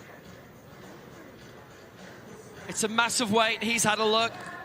He's watching the screens. We're all watching the official. Do you know what? The longer this goes on, the more I think it's a red. Oh, it's red. It is. It's red. The longer it went on. That was potentially set to be a medal. That is so tight. It's when he goes just play there. on there, yeah. And they're determining that his takeoff is beyond the plane. Now he can appeal this, I guess, can he? Well, just to remind, so there is no laser involved. What it is they have a set of high-resolution cameras, and as you can see, you have to follow the foot the whole way through, and it cannot break the plane at any point. Now, it'll be clear on the screen. He is well within his right to look at it and to ask about it. The other interesting thing is that all of the jumps are actually measured with a set of cameras. You're not seeing any officials go on to the pit and put a mark in the sand. So what that also means is that all marks, if they need to, can be revisited. However, the technical officials are very good at what they do. I'm sorry to say I'm flying out at 7 o'clock tomorrow morning, so I won't be here if there's a mark given after that time. We had a dramatic conclusion to one of the javelin finals last night, which was absolutely stunning. More about that later. Hopefully you caught it live at the time. It was one of the finals of the week. Here's Almeida then. Pan Am champion. He's had a good morning. That could be a very, very good jump. It is a white flag, and Almeida, 563, has got a great chance of leaping up for the gold. Please don't tell me it's going to be 575. Now, this is exciting because just before he took this attempt, he was having a very intense conversation with his coach, and I'm dying to know what was said. You will not believe what his mark is. Almeida, fantastic. 574, 1 centimetre. 1 centimetre. Torsenhoff 575, Pereira 575, Almeida 574. It is an out-and-out thriller. What is it about the last field event of every session we seem to be involved in? This is amazing. This is the thing. You have to stick with the field event the whole way through, even if there is a boring round, because that just builds the story, and look what we're getting at the very end. Oh, my dearie me. Rodrigo Pereira da Silva with his last chance to pick up the gold medal. He currently sits equal with Torsenhoff, but Torsenhoff sits in first place due to his better second jump. And because of that, 574 would be enough for Pereira here to take the lead, but we'll see. That's a great jump. Tight on the board again. And now for the weight. There's nobody leaving early here. Oh, my days, that's a red flag. Oh, has to be. It is red now. It is red now. Good heavens. What a combination it will be. Silver for Pereira and bronze for Almeida, pending the next two to go, Turgenov and Deng. Tursunov still in the lead. I'm not sure I've ever seen a long jump competition or any field event where the top three have been divided by a single centimetre. Amazing. Deng already has a lifetime best in fifth. 5:54 in the opening round. Deng. Oh, that's not bad either. A combination that has had its irresistible moments, and lots of them. And Deng, well, you can't ask any more than the lifetime best that he's produced. Simply the case. Well, Turgenov, the reigning champion, he is up next. He's out of the medals. The man on the right there at the moment has the silver. Deng, 5.30 for him. In his final attempt. That means there's no movement. Turgenov has to find something. 17 centimetres to get up into the medals at the moment. And that is all right. Oh, he's plunked himself long.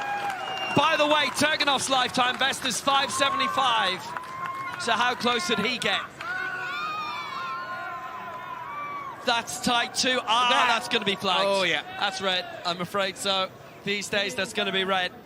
But do you think we could call down and ask, can you just let us know if that was 5.75?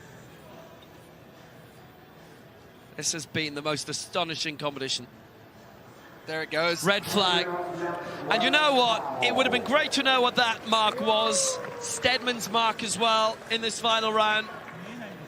We have a world champion. Now here's something for you though. Tursunov, 575. He's level with Pereira da Silva, and Turgunov won that 575 mark. Do you here just jump, or do you put everything into a world record? Do you just, championship record I should say, do you just go for absolutely everything here, but try and pull back a bit because it's so tight on the board where he's been thus far? No, you go for it. You can never jump holding back. You won't jump big doing that. He's gone long. He's gone very long. The world record is 5.97. That's a white flag. It is a white flag. This could be something awesome. Nobody has gone beyond 6 meters before in the history of this competition. It's 5.89. It's a new championship record. Tursunov wins in the end by a long way in what has been a wonderful competition. This is fantastic. It's actually so, I can't remember watching a long jumper who already knows they've won the competition come out and lay down an even bigger marker, but he has been jumping so well this entire competition, even though it's into a headwind, and he is so deserving to push that championship record on. Well, my question was, will he pull back from the board or will he go for it? He went for it, and we saw something similar with Leon Schaefer in the T63 long jump on Sunday evening in the rain. He took it at the end. This man already had it, but he set a new championship record. There were 3 of them who had it beforehand. Now it's just one. Tursunov, he holds the world record of 5.97. He now holds the championship record of 5.89. That man there, though, Pereira da Silva, 5.75 for him. He had equalled the championship record, and it is Almeida Ramos in 5.74 who picks up the bronze medal. What a long jump competition. William Stedman will never know what he would have had. He was close to being up there as well, but he fouled at the end. So it's Brazil 2 and 3. It is the neutral para-athlete of Evgeny Tursunov who takes the gold medal. Paralympic champion. He won gold back in 2019 in Dubai. Former European champion as well. With his last jump, he has broken the championship record that he held with 2 others also competing in this. Almeida Ramos, his last jump, absolutely stunning. 5.74 for him. Pan American Game champion, Almeida Ramos. But that man there at the top of the pile, Evgeny Tursunov. Absolutely astonishing competition from start to finish, and the applause that they're all getting is very well deserved. A memorable long jump final. Women's shot put F40 going to Mariam Al-Zuyudi. She, like her sister Moser, excelling in a couple of sports. Powerlifting and para-athletics, a new Asian record, 8:49. Mechia with the silver medal. And here's Laura Bars with her first global medal since 2016 and the Rio Paralympic Games, 8:33. She's now over the border competing for Bayer Leverkusen. She's with Nico Capel there, the same club. He excels in the same way, and she is doing the same. It is her first World Championship medal since Doha 2015, and she's done it for the Netherlands. 8:33 for Laura Bars. This is Paolet Mechia for Mexico. A new America's record on the way here of 8:38 on a global debut, bronze in the shot at the Pan Ams last year.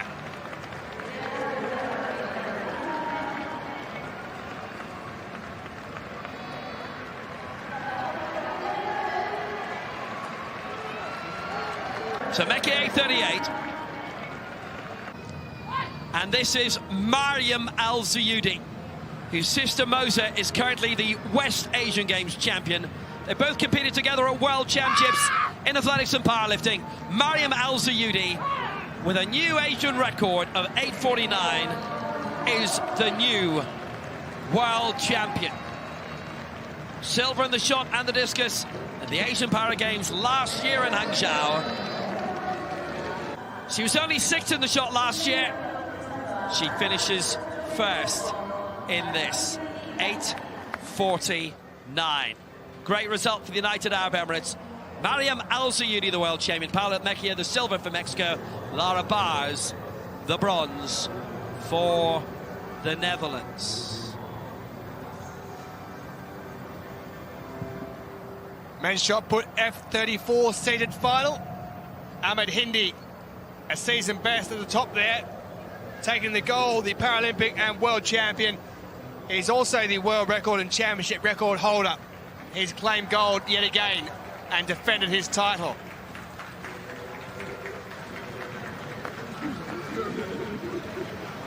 Dubinchuk with a lifetime best of 11:32 for the neutral para athlete. 10:94 was his lifetime best coming into this. His second was his best. And he takes the bronze. Azzedine Nouri, season best for him of 11:34. He was 8th in the javelin at these championships. And he claims a silver medal for Morocco. Nowhere near his lifetime best of 13.10. If he hadn't got to that mark, he would have been a gold medalist. Because this man, the reigning world champion coming into it, he was last to go. Season best, 11:47 for him. The Paralympic and world champion, the world record and championship record holder, has done it again. Also the Asian Para Games champion. He knows what gold is all about. And he's taken another one. Top of the pile, Ahmed Hindi. Nouri with a silver and Dubinchuk with a lifetime best, claiming the bronze medal in the men's shot put F34. A big field in this one. They started early, they were the first to go. They were almost the last to finish, just before the long jump at the end of the day.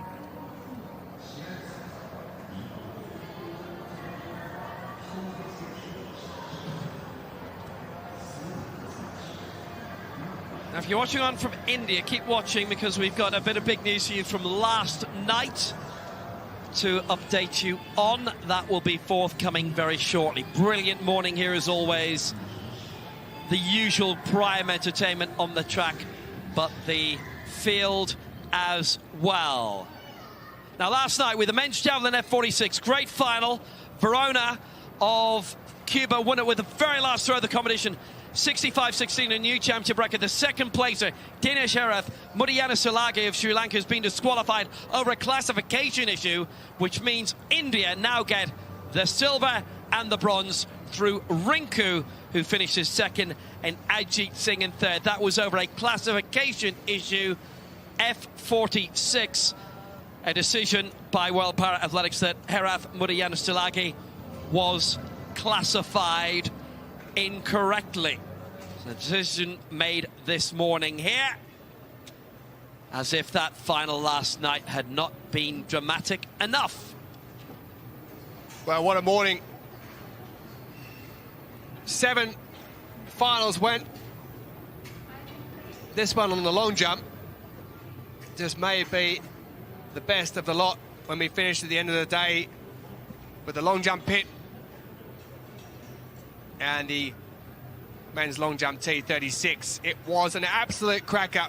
We've had a great morning. There's been 7 gold medals given out, 5 in the field and 2 on the track. We'll have 18 in the evening session. Do join us then. From me, Tolson Tollett, Will Downing and Steph Reed, MBE. Till next time, bye for now.